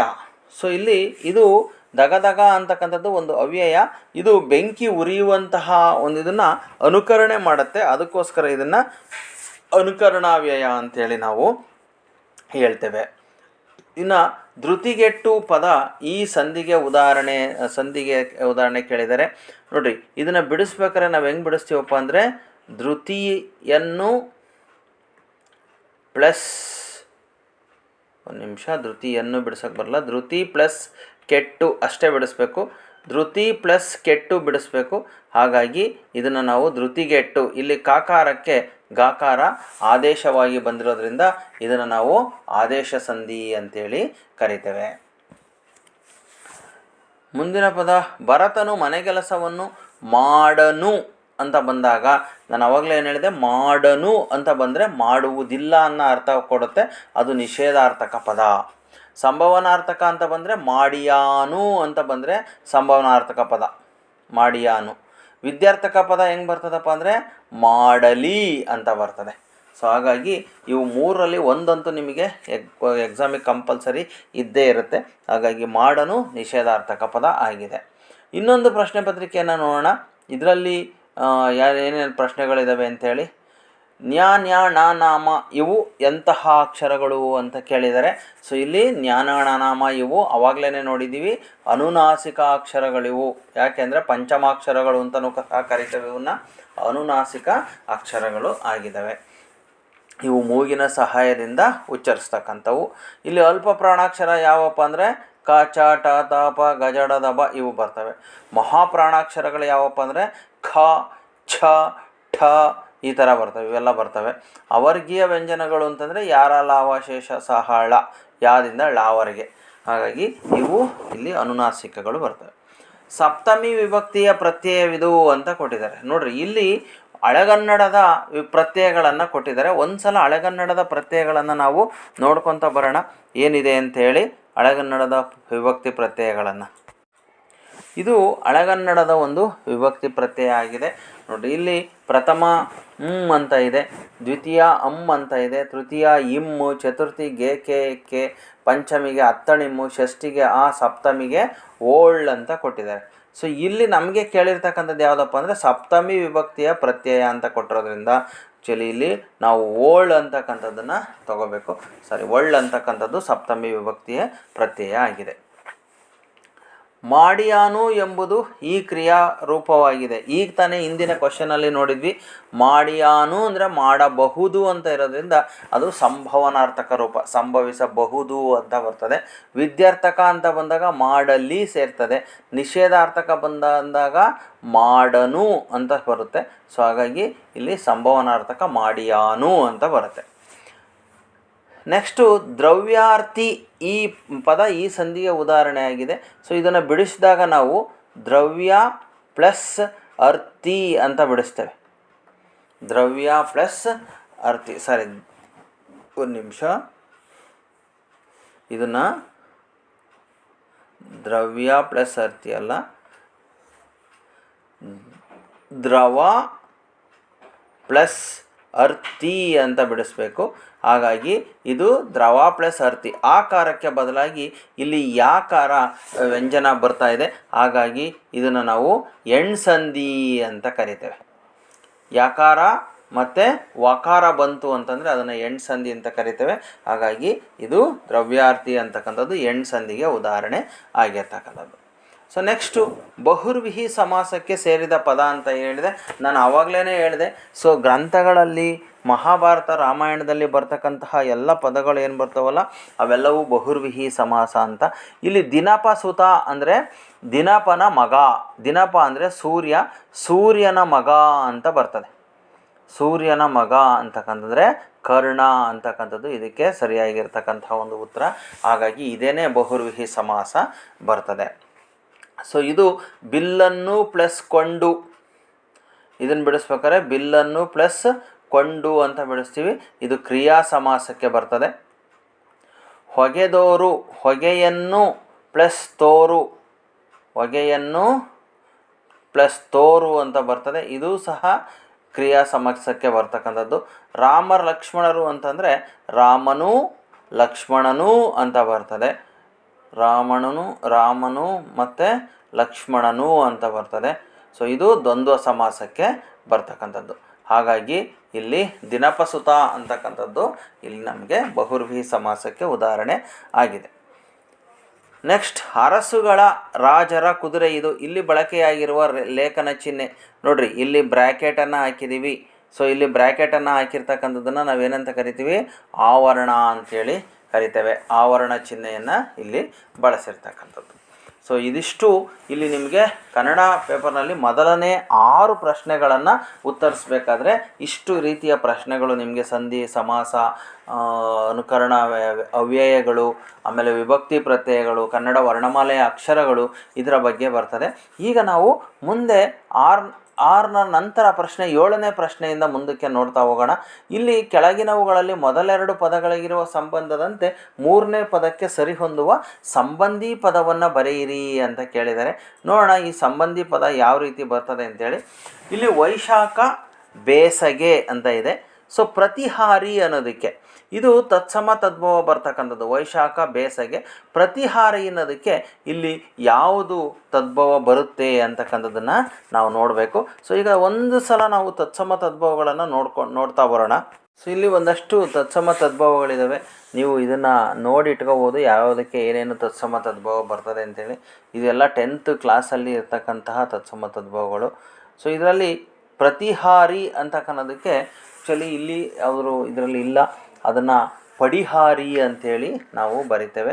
ಸೊ ಹಾಗಾಗಿ ಪ್ರತಿಹಾರಿ ಅನ್ನೋದಕ್ಕೆ ಇಲ್ಲಿ ನಮಗೆ ತತ್ಸಮ ತದ್ಭವವನ್ನು ಬರೆದಾಗ ಪಡಿಹಾರಿ ಅಂಥೇಳಿ ಬರ್ತದೆ. ಸೊ ನೆಕ್ಸ್ಟು ಚೆಲುವಿಕೆ ಅನ್ನೋದು ತದ್ದಿದಾಂತ ಭಾವನಾಮ ಆಗಿದೆ. ತಿನ್ನುವಿಕೆ ಅಂತಕ್ಕಂಥದ್ದು ಯಾವುದು ಬರುತ್ತೆ ಅಂತೇಳಿ ನಾವೀಗ ನೋಡೋಣ. ಸೊ ಇಲ್ಲಿ ನಮಗೆ ಚೆಲುವಿಕೆ ತದ್ದಿದಾಂತ ಭಾವನಾಮ ಅಂತ ಕೊಟ್ಟಿದ್ದಾರಲ್ವ, ನೋಡ್ರಿ ಇಲ್ಲಿ ಧಾತು ಓಡು ಅಂತ ಬಂದಾಗ ಇದಕ್ಕೆ ಓಟ ಕೃದಂತ ಭಾವನಾಮ, ನೋಡುವಿಗೆ ನೋಟ, ಬಾಳುವಿಗೆ ಬಾಳುವಿಕೆ, ಬರೆಗೆ ಬರೆಯುವಿಕೆ.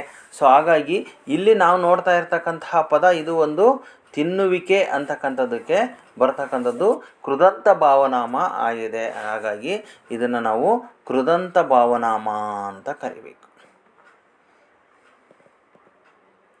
ಕೃದಂತ ಭಾವನಾಮ ಆಗ್ತದೆ. ಸೊ ನೆಕ್ಸ್ಟು ಮಕ್ಕಳು ಮರಿ ಅಂತಕ್ಕಂಥದ್ದು ಜೋಡು ನುಡಿ. ಬಟ್ಟ ಬಯಲು ಅಂತ ಕೇಳಿದರೆ, ಸೊ ಬಟ್ಟ ಬಯಲನ್ನು ನಾವು ಆ್ಯಕ್ಚುಲಿ ಈ ಥರ ಬರೀಬೇಕು. ಬಯಲು ಪ್ಲಸ್ ಬಯಲು ಬಂದಾಗ ಮಾತ್ರ ಇದನ್ನು ಬಟ್ಟ ಬಯಲು ಅಂತ ಕರಿತೀವಿ. ಬಯಲು ಪ್ಲಸ್ ಬಯಲು ಅಂತಕ್ಕಂಥದ್ದು ಇದು ದ್ವಿರುಕ್ತಿಗೆ ಬರ್ತದೆ. ನೋಡೋಣ ದ್ವಿರುಕ್ತಿಗಳು ಯಾವ್ಯಾವ ಪದಗಳು ಯಾವ್ಯಾವ ರೀತಿ ಇರುತ್ತೆ ಅಂತಕ್ಕಂಥದ್ದನ್ನು ನಾವಿಲ್ಲಿ ನೋಡೋಣ. ಸೊ ಇಲ್ಲಿ ದ್ವಿರುಕ್ತಿಯನ್ನು ನೋಡಿದಾಗ ನೋಡ್ರಿ, ಇವೆಲ್ಲ ಒಂದು ಪದ ಎರಡೆರಡು ಸಲ ಬಂದರೆ ಹೌದು ಹೌದು, ನಿಲ್ಲು ನಿಲ್ಲು, ಬಂದೆ ಬಂದೆ, ದೊಡ್ಡ ದೊಡ್ಡ ಇವೆಲ್ಲ ದ್ವಿರುಕ್ತಿಗಳು. ಇದರ ಜೊತೆಗೆ ಕೆಲವು ವಿಶೇಷ ಪದಗಳಲ್ಲೇ ನಿಮಗೆ ದ್ವಿರುಕ್ತಿಯನ್ನು ಕೊಡ್ತಕ್ಕಂಥದ್ದು, ಇವೆಲ್ಲವೂ ಸಹ ದ್ವಿರುಕ್ತಿಗೆ ಬರ್ತವೆ. ನೋಡಿರಿ, ಮೊದಲು ಪ್ಲಸ್ ಮೊದಲು ಇದನ್ನು ಮೊತ್ತ ಮೊದಲು ಅಥವಾ ಮೊಟ್ಟ ಮೊದಲು ಅಂತ ಕರಿತೇವೆ. ಕಡೆಗೆ ಪ್ಲಸ್ ಕಡೆಗೆ ಇದು ಕಟ್ಟ ಕಡೆಗೆ, ಇದು ಸಹ ದ್ವಿರುಕ್ತಿ. ನಡುವೆ ಪ್ಲಸ್ ನಡುವೆ ನಟ್ಟ ನಡುವೆ. ಬಯಲು ಪ್ಲಸ್ ಬಯಲು ಬಟ್ಟ ಬಯಲು, ನಾವು ಇದನ್ನೇ ಬಿಡಿಸಿದ್ದು. ತುದಿ ಪ್ಲಸ್ ತುದಿ ತುತ್ತ ತುದಿ. ಕೊನೆಗೆ ಪ್ಲಸ್ ಕೊನೆಗೆ ಕೊನೆ ಕೊನೆಗೆ. ಮೆಲ್ಲನೆ ಪ್ಲಸ್ ಮೆಲ್ಲನೆ ಮೆಲ್ಲ ಮೆಲ್ಲನೆ, ಇವೆಲ್ಲವೂ ಸಹ ದ್ವಿರುಕ್ತಿಗಳು. ನಾವು ಈಗ ಇಲ್ಲಿ ನೋಡಿದ್ದು ಕೂಡ ಒಂದು ದ್ವಿರುಕ್ತಿ. ಬಟ್ಟ ಬಯಲು ಅಂತಕ್ಕಂಥದ್ದನ್ನು ನಾವು ಬಯಲು ಪ್ಲಸ್ ಬಯಲು ಬಿಡಿಸೋದ್ರಿಂದ ಇದನ್ನು ನಾವಿಲ್ಲಿ ದ್ವಿರುಕ್ತಿ ಅಂತೇಳಿ ಉತ್ತರವನ್ನು ಬರೀಬೇಕು. ಮನುಷ್ಯ ಅಂತಕ್ಕಂಥದ್ದು ರೂಢನಾಮ. ನಾವು ಹೇಳಿದ್ವಿ ಪರ್ಟಿಕ್ಯುಲರಾಗಿ ಇಂಥದೇ ಇದಕ್ಕೆ ವ್ಯಕ್ತಿ ಅಥವಾ ಊರಿಗೆ ಬರೆದಿದ್ದರೆ ಅದನ್ನು ರೂಢನಾಮ ಅಂತ ಕರಿತೀವಿ. ಪೂಜಾರಿ ಅಂತಕ್ಕಂಥದ್ದು ಪೂಜೆ ಮಾಡುವಂತಹ ವ್ಯಕ್ತಿಗೆ ನಾವು ಇಟ್ಟಿರೋದ್ರಿಂದ ಅದನ್ನು ನಾವು ಅನ್ವರ್ತನಾಮ ಅಂತ ಕರಿತೇವೆ. ಇಟ್ಟ ಹೆಸರು ಏನಾಗ್ತದಪ್ಪ ಅಂದರೆ ಅಂಕಿತ ನಾಮ ಆಗ್ತದೆ. ಅಡ್ಡ ಹೆಸರು ಅಥವಾ ವ್ಯಕ್ತಿ ಮಾಡ್ತಕ್ಕಂಥ ಕೆಲಸದ ಆಧಾರದ ಮೇಲೆ ಬರೋದು ಅನ್ವರ್ತನಾಮ. ಯಾರಿಗೂ ಪರ್ಟಿಕ್ಯುಲರ್ ಆಗಿ ನಿರ್ದಿಷ್ಟತೆ ಇಲ್ಲದೆ ಇದ್ದರೆ ಅದನ್ನು ರೂಢನಾಮ ಅಂತೇಳಿ ಕರಿತೇವೆ. ಸೊ ಈ ಥರ ಈ 10 ಪ್ರಶ್ನೆಗಳನ್ನು ನಾವು 10 ಪ್ರಶ್ನೆ ತನಕ ನೋಡಿದ್ವಿ. ಮುಂದಿನ ಮಾಡಲ್ ಪೇಪರ್ಲಿ ನೋಡೋಣ. ಅದೇ ರೀತಿ 6ನೇ ಪ್ರಶ್ನೆಯಿಂದ ಕಣ್ದೆರೆ ಅಂತಕ್ಕಂಥದ್ದು ಯಾವ ಸಮಾಸ ಅಂತ ಕೇಳಿದ್ದಾರೆ. ಸೊ ಕಣ್ದೆರೆ ಅಂತಕ್ಕಂಥದ್ದು ಯಾವ ಸಮಾಸಕ್ಕೆ ಬರ್ತದೆ ಅಂತ. ಸೊ ಇಲ್ಲಿ ಕಣ್ದೆರೆ ಅಂತಕ್ಕಂಥದ್ದು ಕ್ರಿಯಾ ಸಮಾಸ. ಕಣ್ಣನ್ನು ಪ್ಲಸ್ ತೆರೆ ಕಣ್ದೆರೆ. ಸಪ್ತ ಸ್ವರಗಳು ಅಂತ ಬಂದಾಗ ಇದನ್ನು ನಾವು ಹೆಂಗೆ ಬಿಡಿಸ್ತೀವಪ್ಪ ಅಂದರೆ ಸಪ್ತವಾದ ಪ್ಲಸ್ ಸ್ವರಗಳು. ಸಪ್ತವಾದ ಅಂದರೆ 7 ಸ್ವರಗಳು. ಸಂಖ್ಯೆ ಬಂದಿದೆ ಇಲ್ಲಿ, ಸಂಖ್ಯೆ ಬಂದಿರೋದ್ರಿಂದ ಇದನ್ನು ನಾವು ಸಂಖ್ಯೆ ಬಂದರೆ ದ್ವಿಗು ಸಮಾಸ ಅಂತ ಕರಿತೇವೆ. ನೋಡಿರಿ, ಯಾವುದೇ ಸಂಖ್ಯೆಗಳು ಬಂದಾಗ ಸಪ್ತ ಪಂಚ ಅಂತ ಬಂದರೆ ಅವೆಲ್ಲ ದ್ವಿಗು ಸಮಾಸಕ್ಕೆ ಬರ್ತದೆ. ಸ್ಥಾನ ತಾಣ ಅಂತ ಇದೆ. ಕಾರ್ಯ ಅನ್ನೋದಕ್ಕೆ ಕಜ್ಜ ಅಂತಕ್ಕಂಥದ್ದು ಇಲ್ಲಿ ತತ್ಸಮ ತದ್ಭವದಲ್ಲಿ ಬರ್ತಕ್ಕಂಥದ್ದು. ಕಾರ್ಯಗೆ ಕಜ್ಜ ಆಗಿದೆ. ಪಟಪಟನೆ ಅನ್ನೋದು ಅನುಕರಣಾವ್ಯಯ. ಯಾಕೆಂದರೆ ಇದು ಶಬ್ದವನ್ನು ಅನುಕರಣೆ ಮಾಡ್ತಾ ಇದೆ. ಪಟಪಟ ಗಾಳಿ ಅಂತಕ್ಕಂಥದ್ದು. ಕೆನೆ ಮೊಸರು ಅಂತಕ್ಕಂಥದ್ದು ನೋಡಿರಿ, ಇಲ್ಲಿ ಕೆನೆ ಮೊಸರು ಇವೆರಡು ಯಾವಾಗಲೂ ಜೋಡಿಯಾಗಿ ಬರೋದ್ರಿಂದ ಇದನ್ನು ನಾವು ಜೋಡು ನುಡಿ ಅಂತ ಕರಿತೇವೆ. ಕೆನೆ ಮೊಸರು, ಹಣ್ಣು ಹಂಪಲು ಇವೆಲ್ಲವನ್ನು ಸಹ ಜೋಡು ನುಡಿ ಅಂತೇಳಿ ಕರಿತೇವೆ. ಬರೆಯುವ ಕೃದಂತ ನಾಮ. ಬಳೆಗಾರ ಯಾವುದು? ನೋಡ್ರಿ, ಈ ಗಾರ ತನ ಇವೆಲ್ಲ ಬಂದರೆ ಬುದ್ಧಿವಂತ, ಹಣವಂತ, ವಂತ, ಗಾರ ಇವೆಲ್ಲ ಬರ್ತಕ್ಕಂಥವು ಏನು ಅಂತಕ್ಕಂಥದ್ದನ್ನು ನಾವೀಗ ನೋಡೋಣ. ಏನು ಬರ್ತವೆ ನೋಡಿರಿ. ಇಲ್ಲಿ ತದ್ದಿದಾಂತ ಭಾವನಾಮದಲ್ಲಿ ಇವ್ಯಾವ್ಯಾವು? ಮೋಸಗಾರ, ಮೋಸಗಾರ್ತಿ, ಕನ್ನಡಿಗ, ಈಗ ಅಂತ ಬಂದರೆ, ಗಾರ ಬಂದರೆ ಕೋಲುಕಾರ, ಸಿರಿವಂತ, ಹಣವಂತ ಇಂಥವು ಬಂದರೆ ಇದನ್ನು ನಾವು ತದ್ದಿದಾಂತ ಭಾವನಾಮ, ತದ್ದಿದಾಂತ ನಾಮ ಅಂತೇಳಿ ಕರಿತೇವೆ. ಸೊ ಈಗ ನಾವು ನೋಡ್ತಾ ಇರ್ತಕ್ಕಂತಹ ಪ್ರಶ್ನೆಯಲ್ಲಿ ಏನಿದೆಯಪ್ಪ ಅಂದರೆ ಬಳೆಗಾರ ಅಂತ ಇದೆ. ಹಾಗಾಗಿ ಇದನ್ನು ನಾವು ತದ್ದಿದಾಂತ ನಾಮ, ಭಾವನಾಮ ಅಂತೇಳಿ ಕರಿತೇವೆ.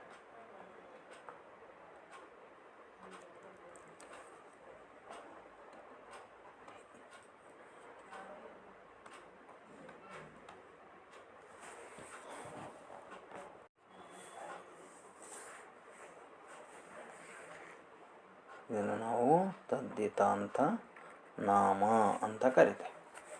ಸೊ ಇದು 10 ಪ್ರಶ್ನೆ ಮುಗೀತು. ಇನ್ನು 3ನೇ ಮಾದರಿಯನ್ನು ನೋಡೋಣ. ಸೊ ಇಲ್ಲಿ ಬಂಜೆ, ವಂದ್ಯ, ಒಂದು ನಿಮಗೆ ಸಂಬಂಧಿ ಪದದಲ್ಲಿ ತತ್ಸಮ ತದ್ಭವ ಇದ್ದೇ ಇರುತ್ತೆ. ಬಂಜೆ ಅನ್ನೋದಕ್ಕೆ ವಂದ್ಯ ಅಂತಕ್ಕಂಥದ್ದು. ಕುಟಾರ ಅಂತಂದರೆ ಇಲ್ಲಿ ತತ್ಸಮ ತದ್ಭವ ಏನು ಬರ್ತದಪ್ಪ ಅಂದರೆ ಕೊಡಲಿ ಅಂತ ಬರುತ್ತೆ. ಕುಟಾರಕ್ಕೆ ಕೊಡಲಿ ಅನ್ನೋದು ತತ್ಸಮ ತದ್ಭವ ಬರ್ತದೆ. ಸತಿಪತಿ ಅಂತಕ್ಕಂಥದ್ದು ಜೋಡು ನುಡಿ. ಮೆಲ್ಲ ಮೆಲ್ಲನೆ, ನಾವು ಆವಾಗಲೇ ನೋಡಿದ್ದೀವಿ. ಮೆಲ್ಲ ಮೆಲ್ಲನೆ ಅಂದರೆ ಮೆಲ್ಲನೆ ಪ್ಲಸ್ ಮೆಲ್ಲನೆ ಅಂತ ಬರಿತೀವಿ. ಹಾಗಾಗಿ 2 ಪದ ಒಟ್ಟಿಗೆ ಬಂದರೆ ಇದನ್ನು 2 ಸಲ ಬಂದರೆ ಇದನ್ನು ನಾವೇನಂತ ಕರಿತೀವಿ? ದ್ವಿರುಕ್ತಿ ಅಂಥೇಳಿ ಕರಿತೀವಿ. ಇದು ದ್ವಿರುಕ್ತಿ ಪದ ಆಗಿದೆ. ನೋಡ್ರಿ, ಇಲ್ಲಿ ಗ್ರಾಂಥಿಕ ಪದ ಇದನ್ನು ಕೇಳಿದರೆ ಮ್ಯಾಗ ಅಂದರೆ ಮೇಲೆ ಅಂತ ಇದೆ. ಇಸವಾಸ ನೋಡಿ, ಯಾವ್ಯಾವ ಪದಗಳನ್ನು ನಿಮಗೆ ಗ್ರಾಂಥಿಕ ಪದಗಳನ್ನು ಗ್ರಾಂಥಿಕ ರೂಪವನ್ನು ಕೇಳ್ಬೋದು, ಒಂದು ಸಲ ನೋಡ್ಬಿಡೋಣ ನಾವು. ಇಲ್ಲಿ ಏನು ಕೊಟ್ಟಿದ್ದಾರೆ ನೋಡ್ರಿ, ಈ ಪದಗಳನ್ನು ಬಿಟ್ಟರೆ ನಿಮಗೆ ಹೆಚ್ಚಾಗಿ ಗ್ರಾಂಥಿಕ ಪದಗಳನ್ನು ಎಲ್ಲೂ ಕೇಳಿಲ್ಲ.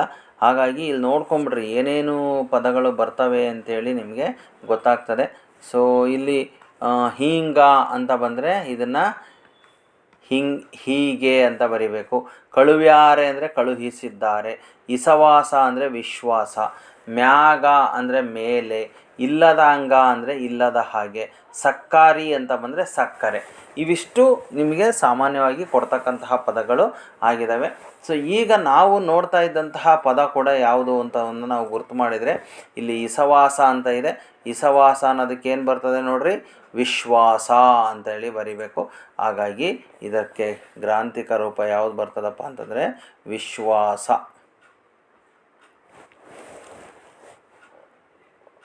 ಸೊ ನೆಕ್ಸ್ಟು ಸಪ್ತಮಿ ವಿಭಕ್ತಿಗೆ ಓಲ್ಡ್, ಇದು ಹಳೆಗನ್ನಡದ ಒಂದು ಪ್ರತ್ಯಯ ಆಗಿದೆ. ಹಾಗಾಗಿ ದ್ವಿತೀಯ ವಿಭಕ್ತಿಗೆ ಏನು ಬರ್ತದೆ, ನಾವು ಆವಾಗಲೇ ಹಳೆಗನ್ನಡದ ವಿಭಕ್ತಿ ಪ್ರತ್ಯಯಗಳನ್ನು ನೋಡಿದ್ವಿ. ತೋರಿಸ್ತೇನೆ ಮತ್ತೊಂದು ಸಲ. ಹಳೆಗನ್ನಡದ ವಿಭಕ್ತಿಯನ್ನು ನೋಡಿದಾಗ ಅಮ್ ಇಮ್ ಅಂತ ಬರ್ತದೆ.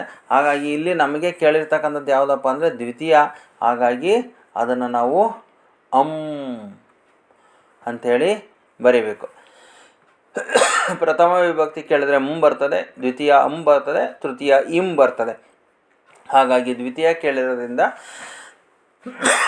ಅಂತೇಳಿ ನಾವು ಬರಿತೇವೆ. ಇದು 2ನೇ ಮಾದರಿ ಪ್ರಶ್ನೆ ಪತ್ರಿಕೆ ಆಯಿತು, ಅಲ್ಲ 3ನೇದಾಯಿತು. 4ನೇದನ್ನು ನೋಡೋಣ.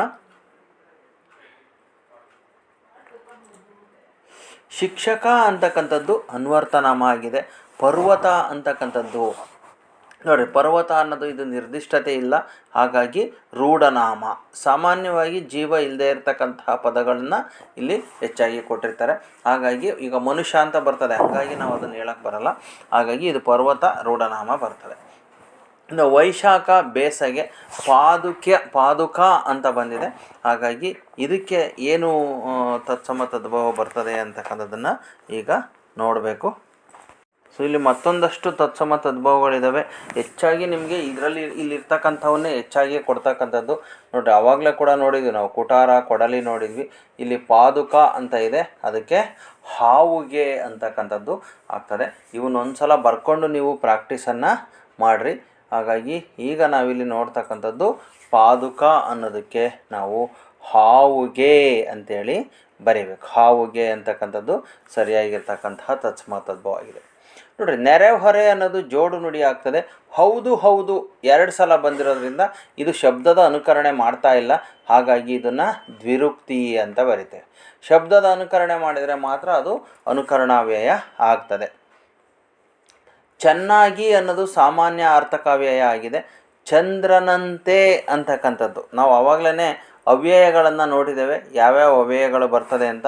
ಇನ್ನೊಂದು ಸಲ ನೋಡೋಣ. ಸೊ ಇಲ್ಲಿ ಇದು ಹೋಲಿಕೆಯನ್ನು ಮಾಡ್ತಾ ಇರೋದು ಚಂದ್ರನಂತೆ ಅಂತಕ್ಕಂಥದ್ದು. ಹಾಗಾಗಿ ಇದನ್ನು ನಾವು ಸಾದೃಶ್ಯಕಾವ್ಯಯ ಅಂತಾರೆ. ಸಾದೃಶ್ಯಕಾವ್ಯಯ ಅಂಥೇಳಿ ನಾವು ಕರಿತೇವೆ. ಸಂತೆ, ಓಲ್, ಹಾಂಗ ಇವೆಲ್ಲ ಏನು ನಾವು ಉಪಮಾಲಂಕಾರದಲ್ಲಿ ಥರ ನೋಡ್ತೀವಲ್ಲ, ಹೋಲಿಕೆ ಮಾಡೋದಿದ್ದರೆ ಅದನ್ನು ನಾವು ಸಾದೃಶ್ಯಕಾವ್ಯಯ ಅಂಥೇಳಿ ಕರಿತೇವೆ. ಸೊ ಇವಿಷ್ಟು ಈಗ 4 ಮಾದರಿ ಪ್ರಶ್ನೆ ಪತ್ರಿಕೆಗಳಲ್ಲಿ ನಾವು ಗ್ರಾಮರ್ ಪಾಯಿಂಟ್ಸನ್ನು ನೋಡಿದ್ವಿ. ಈಗ ನಾವು ಕವಿ ಪರಿಚಯವನ್ನು ನೋಡೋಣ. ಕವಿ, ಕೃತಿ ಇವುಗಳ ಪರಿಚಯವನ್ನು. ಫಸ್ಟು ಇಲ್ಲಿ ಮೊದಲನೇ ಮಾಡಲ್ ಪೇಪರ್ನ ನೋಡಿದಾಗ ದೇವನೂರು ಮಹಾದೇವ ಅಂತಕ್ಕಂಥದ್ದು ಮತ್ತು ಲಕ್ಷ್ಮೀಶ 2 ಇದೆ. ಇವರಿಬ್ಬರ ಕವಿ ಕೃತಿ ಪರಿಚಯವನ್ನು ನಾನು ನಿಮಗೆ ಇಲ್ಲಿ ತೋರಿಸ್ತಾ ಹೋಗ್ತೇನೆ. ಸೊ ಇಲ್ಲಿ ದೇವನೂರು ಮಹಾದೇವ ಎದೆಗೆ ಬಿದ್ದ ಅಕ್ಷರ ಬರೆದಂತಹ ಕವಿ.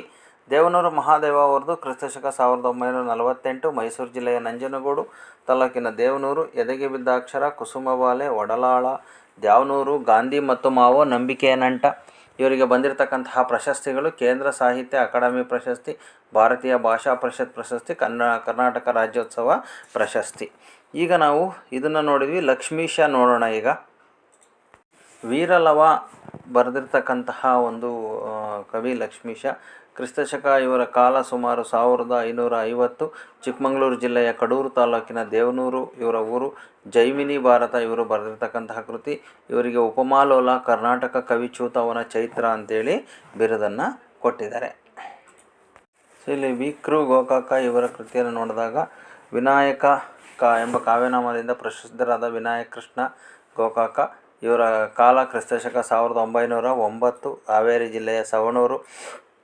ಸಮುದ್ರದ ಆಚೆಯಿಂದ ಸಮುದ್ರ ಗೀತೆಗಳು, ಜೀವನ ಪಾಠಗಳು, ಸಮರಸವೇ ಜೀವನ, ಭಾರತ ಸಿಂಧು ರಶ್ಮಿ, ಇದರಲ್ಲಿ ಯಾವ್ದಾದ್ರು 2 ಅಥವಾ 3 ಬರೆದ್ರೆ ಸಾಕು. ಭಾರತೀಯ ಜ್ಞಾನಪೀಠ ಪ್ರಶಸ್ತಿ ಬಂದಿದೆ, ಕೇಂದ್ರ ಸಾಹಿತ್ಯ ಅಕಾಡೆಮಿ ಪ್ರಶಸ್ತಿ ಬಂದಿದೆ, ಗೌರವ ಡಿ ಲಿಟ್ ಪ್ರಶಸ್ತಿ ಇವರಿಗೆ ಬಂದಿರತಕ್ಕಂಥದ್ದು. ಅದೇ ರೀತಿ ಈಗ ನೆಕ್ಸ್ಟು ರನ್ನ ಕವಿಯ ಒಂದು ಪರಿಚಯವನ್ನು ನೋಡೋಣ. ನೆಲಮನೆ ಚಲಮನೆ ಮೆರವೆಂ ಎಂಬ ಪದ್ಯವನ್ನು ಬರೆದಿರ್ತಕ್ಕಂಥವರು. ಸೊ ರನ್ನ ಕ್ರಿಸ್ತಶಕ ಸುಮಾರು 949. ಬಾಗಲಕೋಟೆ ಜಿಲ್ಲೆಯ ಮುಧೋಳಲು ಇವರ ಊರು. ಸಾಹಸ ಭೀಮ ವಿಜಯ, ಅಜಿತ ತೀರ್ಥಂಕರ ಪುರಾಣ ಇವರು ಬರೆದಿರ್ತಕ್ಕಂತಹ ಕೃತಿಗಳು. ಪರಶುರಾಮ ಚರಿತಂ, ಚಕ್ರೇಶ್ವರಂ ಚರಿತಂ ಕೂಡ ಇವು. ಇನ್ನು ಇವರಿಗೆ ಕವಿ ಚಕ್ರವರ್ತಿ ಮತ್ತು ಕನ್ನಡದ ರತ್ನತ್ರಯರಲ್ಲಿ ಒಬ್ಬರು ಅಂತಕ್ಕಂತಹ ಒಂದು ಬಿರುದನ್ನು ನೀಡಲಾಗಿದೆ. ಸೊ ಇಲ್ಲಿ 4ನೇ ಮಾಡೆಲ್ ಪೇಪರ್ನ ನೋಡಿದಾಗ ಸೊ ಎನ್ ಮೂರ್ತಿರಾವ್ ಇವರು ವ್ಯಾಘ್ರಗೀತೆಯನ್ನು ಬರೆದಿರ್ತಕ್ಕಂಥವ್ರು. ಇವರ ಕಾಲ ಬಂದ್ಬಿಟ್ಟು ಕ್ರಿಸ್ತಶಕ 1900. ಮಂಡ್ಯ ಜಿಲ್ಲೆಯ ಕೇರ್ಪೇಟೆ ತಾಲೂಕಿನ ಅಕ್ಕಿಹೆಬ್ಬಾಳು ಇವರ ಊರು. ಸಮಗ್ರ ಲಲಿತ ಪ್ರಬಂಧಗಳು, ಹಗಲುಗನಸುಗಳು, ಅಲೆಯುವ ಮನ ಇವು. ಇದರಲ್ಲಿ ಯಾವಾರ ಒಂದು 2 ನೀವು ಬರೆದರೆ ಸಾಕು. ಇವರಿಗೆ ಪಂಪ ಪ್ರಶಸ್ತಿ, ಕೇಂದ್ರ ಸಾಹಿತ್ಯ ಅಕಾಡೆಮಿ ಪ್ರಶಸ್ತಿ, ಗೌರವ ಡಿ ಲಿಟ್ ಪ್ರಶಸ್ತಿ ಇವರಿಗೆ ಬಂದಿರತಕ್ಕಂತಹ ಪ್ರಶಸ್ತಿಗಳಾಗಿದ್ದಾವೆ. ಹಸಿರು ಪ್ರಕೃತಿ ಗೀತೆಯನ್ನು ಬರೆದಿರ್ತಕ್ಕಂತಹ ಕವಿ ಕುವೆಂಪುರವರು. ಇವರ ಪೂರ್ಣ ಹೆಸರು ಕುಪ್ಪಳ್ಳಿ ವೆಂಕಟಪ್ಪ ಪುಟ್ಟಪ್ಪ. ಇವರ ಕಾಲ ಕ್ರಿಸ್ತಶಕ 1904. ಇವರ ಊರು ಶಿವಮೊಗ್ಗ ಜಿಲ್ಲೆಯ ತೀರ್ಥಹಳ್ಳಿ ತಾಲೂಕು ಕುಪ್ಪಳ್ಳಿ. ಇವರು ಬರೆದಿರ್ತಕ್ಕಂಥ ಕೃತಿಗಳು ಪಕ್ಷಿಕಾಶಿ, ಕೊಳಲು, ಪಾಂಚಜನ್ಯ, ಶ್ರೀರಾಮಾಯಣ ದರ್ಶನಂ, ಕಾನೂನು ಹೆಗ್ಗಡತಿ, ತಪೋನಂದನ, ಕಿಂದ್ರಿ ಜೋಗಿ ಇದ್ದಾವೆ. ಇವರಿಗೆ ಬಂದಿರತಕ್ಕಂತಹ ಪ್ರಶಸ್ತಿಗಳು ರಾಷ್ಟ್ರಕವಿ, ಭಾರತೀಯ ಜ್ಞಾನಪೀಠ ಪ್ರಶಸ್ತಿ, ಪಂಪ ಪ್ರಶಸ್ತಿ, ಕರ್ನಾಟಕ ರತ್ನ ಪ್ರಶಸ್ತಿ, ಪದ್ಮವಿಭೂಷಣ ಪ್ರಶಸ್ತಿಗಳು ಇವರಿಗೆ ಬಂದಿದ್ದಾವೆ. ಅದೇ ರೀತಿ ಮಾಡಲ್ ಪೇಪರು 3ರಲ್ಲಿ ನಾವು ನೋಡಿದಾಗ ಇಲ್ಲಿ ಬರ್ತಕ್ಕಂತಹ ಕವಿಗಳ ಇದು ಮರಿಯಪ್ಪ ಭಟ್ ಮತ್ತು ಪಂಪ ಇದೆ. ನೋಡೋಣ ಅವೆರಡನ್ನೂ ಸಹ. ಮರಿಯಪ್ಪ ಭಟ್ ಅವರ ಒಂದು ಇದು ನಮ್ಮ ಭಾಷೆಯನ್ನು ಬರೆದಿರ್ತಕ್ಕಂಥವ್ರು ಇವರು. ಕ್ರಿಸ್ತಶಕ 1906. ಇವರ ಕಾಲ ದಕ್ಷಿಣ ಕನ್ನಡ ಜಿಲ್ಲೆಯ ಪುತ್ತೂರು ತಾಲೂಕಿನ ಕಬಕ ಗ್ರಾಮ. ಕನ್ನಡ ಸಂಸ್ಕೃತಿ, ತುಳು, ಇಂಗ್ಲೀಷ್ ನಿಘಂಟು, ಅಭಿನವ ಮಂಗರಾಜನ ನಿಘಂಟು, ಜಾತಕ ತಿಲಕಂ, ಛಂದಸ್ಸಾರ ಇವರು ಬರೆದಿರ್ತಕ್ಕಂಥ ಕೃತಿಗಳು.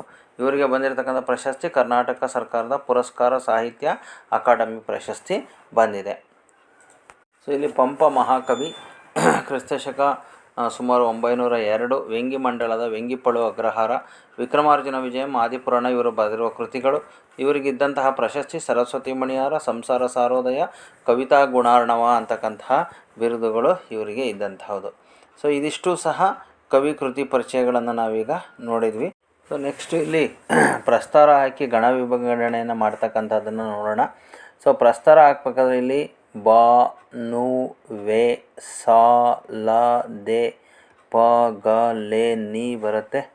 ತಾ ದೀರ್ಘ ಇದೆ, ನುಮ್ ಬರುತ್ತೆ, ದೀರ್ಘ ಇದೆ. ಇದು ಲಘು ಲಘು ಲಘು ಲಘು ಲಘು ತೊಡೆಯಂ ಗುರು ಬರ್ತದೆ. ಲಘು ಲಘು ಗುರು ಬರ್ತದೆ. ಸೊ ಈಗ ಇಲ್ಲಿ 2 ಸಾಲು ಇರೋದ್ರಿಂದ ಇದನ್ನು ನಾವು ಗಣ ವಿಭಾಗವನ್ನು ಮಾಡೋಣ ಇವಾಗ. ಸೊ ಇಲ್ಲಿ 2 ಸಾಲು ಇತ್ತು ಅಂತಂದರೆ ಅದು ಕಂದ ಪದ್ಯ ಬರುತ್ತೆ. ಇದನ್ನು ನಾವು ಗುಂಪು ಮಾಡಿದಾಗ 4 4 4, ಇಲ್ಲೂ ಕೂಡ 4 4 4 4 4 ಬರ್ತದೆ. ಸೊ 4 4 4 ಬಂತು ಅಂತಂದರೆ ಅದನ್ನು ನಾವು ಕಂದ ಪದ್ಯ ಅಂತೇಳಿ ಕರಿತೇವೆ. ಸೊ ಇದನ್ನು ನಾವು ಈ ರೀತಿ ಮಾಡ್ಬೋದು.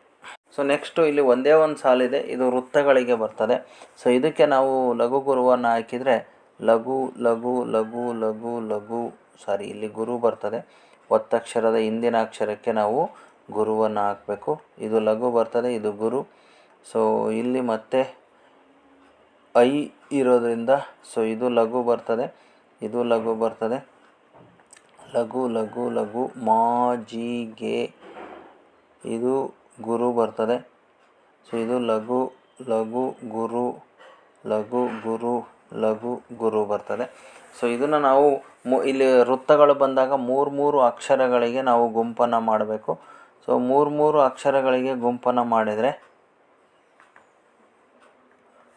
ನೋಡಿರಿ, ಗುರುಲಘು ಮೂರಿರೆ ಮನಗಣ ಆಗ್ತದೆ. ಇದು ನಗಣ ಬರ್ತದೆ. ಗುರುಲಘು ನಡುವಿರೆ ಜರಗಣ ಆಗ್ತದೆ. ಸೊ ಗುರು ನಡುವಿರೋದ್ರಿಂದ ಇದು ಜಗಣ ಆಗ್ತದೆ. ಗುರುಲಘು ಮೊದಲಿರೆ ಭಯಗಣ ಆಗ್ತದೆ. ಒಂದೇ ನಿಮಿಷ. ಸೊ ಇಲ್ಲಿ ಆ್ಯಕ್ಚುಲಿ ದೈಗೆ ನಾವಿಲ್ಲಿ ಗುರು ಹಾಕಬೇಕಾಗಿತ್ತು, ಇದು ಬಗಣ ಆಗ್ತದೆ. ಇದು ಗುರು ನಡುವಿರೋದ್ರಿಂದ ಜಗಣ ಆಗ್ತದೆ. ಇಲ್ಲೂ ಸಹ ಜಗಣ, ಇಲ್ಲೂ ಸಹ ಜಗಣ. ಇಲ್ಲಿ ಲಘು ಮಧ್ಯ ಬಂದಿರೋದ್ರಿಂದ ಇದು ರಗರ. ನಜ ಭಜ ಜಂಜರಂ ಬಗೆಗೊಳ್ತಿರೆ ಚಂಪಕಮಾಲೆ ಎಂದ ಪರ್ ಅಂತಂದಾಗ ಬರೋದ್ರಿಂದ ಇದು ಚಂಪಕಮಾಲಾ ವೃತ್ತ ಬರುತ್ತೆ. ಇವನ್ನ ನೀವು ನೆನ್ಪಿಟ್ಕೊಂಡ್ರೆ ಬರೀಬೋದು. ನಜ ಭಜ ಜಂಜರಂ ಬಗೆಗೊಳ್ತಿರೆ ಚಂಪಕಮಾಲೆ ಎಂದ ಪರ್ ಅಂತ ಬರ್ತದೆ. ಹಾಗಾಗಿ ಇದು ಚಂಪಕಮಾಲಾ ವೃತ್ತ ಬರ್ತದೆ. ಸೊ ಇಲ್ಲಿ ನಾವು ಕೋಗಿಲೆ, ಕೋಗಿಲೆಯ ಗಿ ಪುಟ್ಟುವುದು ನಂದನದೊಳ್ ವನವಾಸಿ ದೇಶದೊಳ್.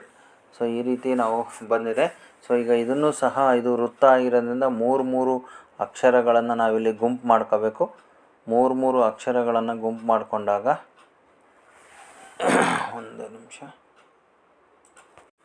ಸೊ ಇಲ್ಲಿ ನಾವು ಇಲ್ಲಿ ಮೊದಲನೇದು ಗುರುಲಘು ಮೊದಲಿರೆ ಭಯಗಣ ಅಂತ ಬರ್ತದೆ, ಬಾ ಬರ್ತದೆ. ಇಲ್ಲಿ ಗುರುಲಘು ನಡುವಿರೆ ಜರಗಣ ರಾ ಬರ್ತದೆ. ಸೊ ಇಲ್ಲಿ ಮ ನಗಣ ಇದು ನಗಣ ಬರ್ತದೆ. ಭರ ನಭ ಭರ ಅಂತ ಬರ್ತದೆ.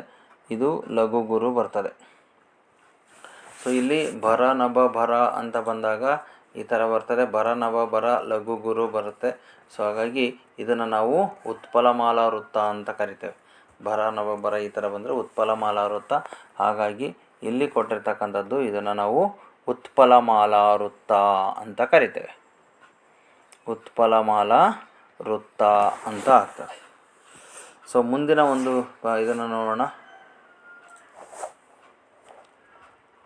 ಸೊ ಇದಕ್ಕೆ ನಾವೀಗ ಲಘು ಗುರುವನ್ನು ಹಾಕಬೇಕು. ಅಂಬುಜಾನನೆ ಕೇಳು ತಾಂಡವ ನೆಂಬ ಮುನಿ ಪಿತೃ. ನಿಮಿಷ, ಇಲ್ಲಿ ರಾವತ್ತಕ್ಷರ ಇರೋದ್ರಿಂದ ಇದು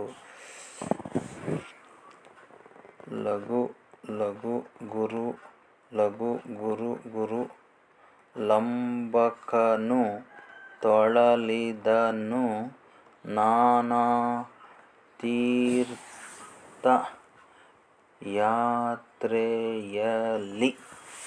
ಸೊ ಈ ಥರ ಬಂದಿದೆ. ನಾವೀಗ ಇದನ್ನು ಗಣ ವಿಭಾಗವನ್ನು ಮಾಡೋಣ. ಇಲ್ಲಿ 3 4 3 4ಕ್ಕೆ ಬರುತ್ತೆ. 3 4 3 4 3 4 3 4 3 4 ಕೊನೆಯಲ್ಲಿ ಗುರು ಉಳಿಯುತ್ತೆ. ಸೊ ಇದು ಒಂದು ಷಟ್ಪದಿ, 3 ಸಾಲಿರೋದ್ರಿಂದ ಇದು ಷಟ್ಪದಿ. ಇಲ್ಲಿ 3 4 3 4 ಬಂದಿರೋದ್ರಿಂದ ಇದನ್ನು ನಾವು ಭಾಮಿನಿ ಷಟ್ಪದಿ ಅಂತೇಳಿ ಕರಿತೀವಿ. ಸೊ ವಾರ್ಧಕ ಷಟ್ಪದಿ ಆದರೆ 5 ಬರ್ತದೆ. ಸೊ ಹಾಗಾಗಿ ಇದು ಭಾಮಿನಿ ಷಟ್ಪದಿ ಆಗಿರ್ತಕ್ಕಂಥದ್ದು. ಸೊ ಈ ರೀತಿ ನಾವು 4 ಪ್ರಶ್ನೆ ಪತ್ರಿಕೆಗಳಲ್ಲಿ ಇವನ್ನು ನಾವು ಬಿಡಿಸಿದ್ದೇವೆ. ಸೊ ಉಳಿದಿರ್ತಕ್ಕಂತಹ ಅಲಂಕಾರಗಳನ್ನು ನಾವು ಬಿಡಿಸ್ಬೇಕು. ಅಲಂಕಾರಗಳು ಗಾದೆ ಮಾತು, ಪತ್ರಲೇಖನ ಮತ್ತು ಪ್ರಬಂಧ ಇವೆಲ್ಲವನ್ನೂ ಸಹ ನಾವು ಮುಂದಿನ ಒಂದು ವಿಡಿಯೋದಲ್ಲಿ ಬಿಡಿಸಿ ತೋರಿಸ್ತೇನೆ. ಸೊ ಹಾಗಾಗಿ ನೀವು ಆ ಮುಂದಿನ ವಿಡಿಯೋವನ್ನು ವೆಯ್ಟ್ ಮಾಡ್ತಾಯಿರಿ. ಸೊ ಇದನ್ನು ನಮ್ಮ ಒಂದು ಚಾನಲ್ಗೆ ಸಬ್ಸ್ಕ್ರೈಬನ್ನು ಮಾಡ್ಕೊಳ್ರಿ, ವೆಯ್ಟ್ ಮಾಡ್ತಾಯಿರಿ. ನಿಮಗೆ ಎಲ್ಲ ಒಂದು ವಿಷಯಗಳ ಪ್ರಶ್ನೆ ಪತ್ರಿಕೆಗಳಿಗೆ ಕೀ ಉತ್ತರಗಳನ್ನು ಒಂದು ನಮ್ಮ ಕಲರವ ಟ್ಯುಟೋರಿಯಲ್ಸಿಂದ ನಿಮಗೆ ಕಳಿಸ್ಕೊಡ್ತಾ ಇದ್ದೀವಿ. ಈಗ ನಮ್ಮ ಕಲರವ ಟ್ಯುಟೋರಿಯಲ್ಸಿಂದ SSLC ವೆಕೇಷನ್ ಕ್ಲಾಸ್ನ ಮಾಡಲಾಗ್ತಾ ಇದೆ. ಸೊ ಈ ವರ್ಷ 9th ಸ್ಟ್ಯಾಂಡರ್ಡಲ್ಲಿ ಇರ್ತಕ್ಕಂಥವರಿಗೆ ಏಪ್ರಿಲಿಂದ ಮೇ ತಿಂಗಳು 2 ತಿಂಗಳೊಳಗಡೆ ಇಡೀ ಸಿಲೆಬಸ್ಸನ್ನು ಕಂಪ್ಲೀಟ್ ಮಾಡಿಕೊಡ್ಲಾಗ್ತದೆ. ಸೊ ಇಲ್ಲಿ ನಿಮಗೆ ಹಾಸ್ಟೆಲ್ ಫೆಸಿಲಿಟಿನೂ ಕೂಡ ಇರ್ತದೆ. ಡೇ ಸ್ಕಾಲರ್ ಆದರೆ ಬಂದು ಹೋಗಿ ಅಂತ ಮಾಡ್ತಕ್ಕಂಥವ್ರಿಗೆ ಅವ್ರಿಗೂ ಸಹ ಅವಕಾಶ ಇರ್ತದೆ. ಹಾಸ್ಟೆಲಲ್ಲಿ ಇರ್ತೀವಿ ಅಂತಂದರೆ ಹಾಸ್ಟೆಲ್ ಫೆಸಿಲಿಟಿ ಕೂಡ ಸಿಗ್ತದೆ. ಸೊ 2 ತಿಂಗಳಲ್ಲಿ ನಿಮಗೆ ಸಂಪೂರ್ಣ ಸಿಲೆಬಸ್ಸನ್ನು ಕಂಪ್ಲೀಟ್ ಮಾಡಿಕೊಡ್ಲಾಗ್ತದೆ. ಬಹಳ ಅತಿ ಕಡಿಮೆ ಫೀಸನ್ನು ತೆಗೆದುಕೊಂಡು ಇಲ್ಲಿ ಮಾಡ್ತಾ ಇರ್ತಕ್ಕಂಥದ್ದು. 3 ವಿಷಯಗಳಿಗೆ ಕೇವಲ 9,000ವನ್ನು ಮಾತ್ರ ತಗೋತಾ ಇರೋದು. ಆದಷ್ಟು ಬೇಗ ಈ ಸಂಖ್ಯೆಗೆ ಕರೆ ಮಾಡಿ ನೀವು ನಿಮ್ಮ ಒಂದು ನೋಂದಣಿಯನ್ನು ಮಾಡ್ಕೋಬೋದು. ಅಡ್ಮಿಷನ್ಸು ಆಲ್ರೆಡಿ ಓಪನ್ ಇದೆ. ಸೊ ಅದೇ ರೀತಿ ಈಗ ನಾವು ಇಲ್ಲಿ ಇಂಗ್ಲೀಷ್ ಮೀಡಿಯಂ ಮತ್ತು ಕನ್ನಡ ಮೀಡಿಯಂ ಎರಡಕ್ಕೂ ಸಹ ಇರ್ತದೆ. ಜೊತೆಗೆ ಈಗ ಸದ್ಯ ಮುರಾರ್ಜಿ ಮತ್ತು ಆದರ್ಶ ವಿದ್ಯಾಲಯ ಏನು ಪ್ರವೇಶ ಪರೀಕ್ಷೆ ಕಾಲ ಇದೆಯೋ ಇದಕ್ಕೆ ಸಹ ಆನ್ಲೈನ್ ಕೋಚಿಂಗನ್ನು ಮಾಡ್ತಾಯಿದ್ದಾರೆ. ನಮ್ಮ ರಾಜ್ಯದ ಯಾವುದೇ ಮೂಲೆಯಲ್ಲಿದ್ದರೂ ಸಹ ನೀವು ಆನ್ಲೈನ್ ಕೋಚಿಂಗಿಗೆ ಸೇರ್ಕೋಬೋದು. ನಮ್ಮಲ್ಲಿ ಬೇರೆ ಬೇರೆ ರಾಜ್ಯದವರು, ತಮಿಳುನಾಡು, ಆಂಧ್ರದವರು ಕೂಡ ಇಲ್ಲಿ ಒಂದು ಕೋಚಿಂಗಿಗೆ ಸೇರಿಕೊಂಡು ಕೋಚಿಂಗನ್ನು ತಗೋತಾ ಇದ್ದಾರೆ. ಮನೆಯಲ್ಲೇ ಕುಳಿತುಕೊಂಡು ಈ ಒಂದು ಕೋಚಿಂಗನ್ನು ನೀವು ತಗೋಬೋದು. ಇದು ಲೈವ್ ಕ್ಲಾಸ್ ಆಗಿರುತ್ತೆ. ಮಕ್ಕಳ ಜೊತೆಗೆ ಕಾಂಟ್ಯಾಕ್ಟ್ ಇಟ್ಕೊಂಡು ಈ ಒಂದು ಆನ್ಲೈನ್ ಕ್ಲಾಸನ್ನು ಮಾಡಲಾಗ್ತದೆ. ಜೊತೆಗೆ ಇಲ್ಲಿ ಒಂದು ಏನು ಅನುಕೂಲ ಏನಪ್ಪ ಅಂತಂದರೆ, ನೀವೆಷ್ಟೇ ಫೀಸ್ ಕೊಟ್ಟಿದ್ರೂ ಸಹ ಪೇರೆಂಟ್ಸನ್ನು ಯಾರೂ ಸಹ ಕೂರಿಸ್ಕೊಂಡು ಕ್ಲಾಸನ್ನು ಮಾಡೋದಿಲ್ಲ. ನಮ್ಮ ಒಂದು ಆನ್ಲೈನ್ ಕ್ಲಾಸ್ನ ಒಂದು ಲಭ್ಯತೆ ಏನಪ್ಪ ಅಂತಂದರೆ, ಪೇರೆಂಟ್ಸ್ ಕೂಡ ಮಕ್ಕಳ ಜೊತೆ ಕೂತ್ಕೊಂಡು ಕ್ಲಾಸನ್ನು ಕೇಳಿ ಅನಂತರ ಅವರಿಗೆ ಇನ್ನೂ ಹೆಚ್ಚಿನ ಒಂದು ಕೋಚಿಂಗನ್ನು ಕೊಡಲಿಕ್ಕೆ ಅವಕಾಶ ಇದೆ. ಇದು ನಮ್ಮ ಒಂದು ಕಲರವ ಟ್ಯುಟೋರಿಯಲ್ಸ್ನಲ್ಲಿ ಮಾತ್ರ ಸಾಧ್ಯ ಆಗಿರ್ತಕ್ಕಂಥದ್ದು. ಅದೇ ರೀತಿ ಹೀಗೆ ನಾವು ಹಲವಾರು ರೀತಿಯ ಆನ್ಲೈನ್ ಮತ್ತು ಆಫ್ಲೈನ್ ಕ್ಲಾಸ್ಗಳನ್ನು ಮಾಡ್ತಾಯಿದ್ದೀವಿ. ರೆಗ್ಯುಲರ್ ಟ್ಯೂಷನ್ ಕೂಡ ಚಿತ್ರದುರ್ಗದಲ್ಲಿ ಇರ್ತಕ್ಕಂತಹ ಸ್ಟೇಡಿಯಂ ರೋಡ್ನಲ್ಲಿ ಇರ್ತಕ್ಕಂತಹ ಕಲರವ ಟ್ಯುಟೋರಿಯಲ್ ಚಕ್ರವರ್ತಿ ಕಾಂಪ್ಲೆಕ್ಸ್ನಲ್ಲಿ ನಡೀತಾ ಇದೆ. ಸೊ ಉತ್ತಮವಾಗಿರ್ತಕ್ಕಂತಹ ಎಲ್ಲ ಉಪಕರಣಗಳನ್ನು, ಪೀಠೋಪಕರಣಗಳನ್ನು, ಕ್ಲಾಸ್ ರೂಮ್ ಫೆಸಿಲಿಟಿಯನ್ನು, ಉತ್ತಮವಾದ ಗ್ರಂಥಾಲಯ ಎಲ್ಲ ಫೆಸಿಲಿಟಿಯನ್ನು ಹೊಂದಿರತಕ್ಕಂತಹ ಒಂದು ಅತ್ಯುತ್ತಮ ಟ್ಯುಟೋರಿಯಲ್ ಅಂತಂದರೆ ಚಿತ್ರದುರ್ಗದಲ್ಲಿ ಕಲರವ ಟ್ಯುಟೋರಿಯಲ್ಸ್ ಮಾತ್ರ. ಹಿಂದೆ ಭೇಟಿ ಕೊಡ್ರಿ. ನಿಮ್ಮ ಮಕ್ಕಳ ಉಜ್ವಲ ಭವಿಷ್ಯಕ್ಕಾಗಿ ಈ ಒಂದು ಕಲರವ ಟ್ಯುಟೋರಿಯಲ್ಸ್ಗೆ ನಿಮ್ಮ ಮಕ್ಕಳನ್ನು ಸೇರಿಸ್ರಿ ಅಂತ ಹೇಳ್ತಾ ಈ ವಿಡಿಯೋವನ್ನು ಮುಗಿಸ್ತಾ ಇದ್ದೀನಿ. ಮುಂದಿನ ವಿಡಿಯೋದಲ್ಲಿ ಮತ್ತೆ ನಾವು ಭೇಟಿಯಾಗೋಣ. Thank you. ಮುಂದಿನ ಒಂದು ವಿಡಿಯೋದಲ್ಲಿ ಭೇಟಿಯಾಗೋಣ.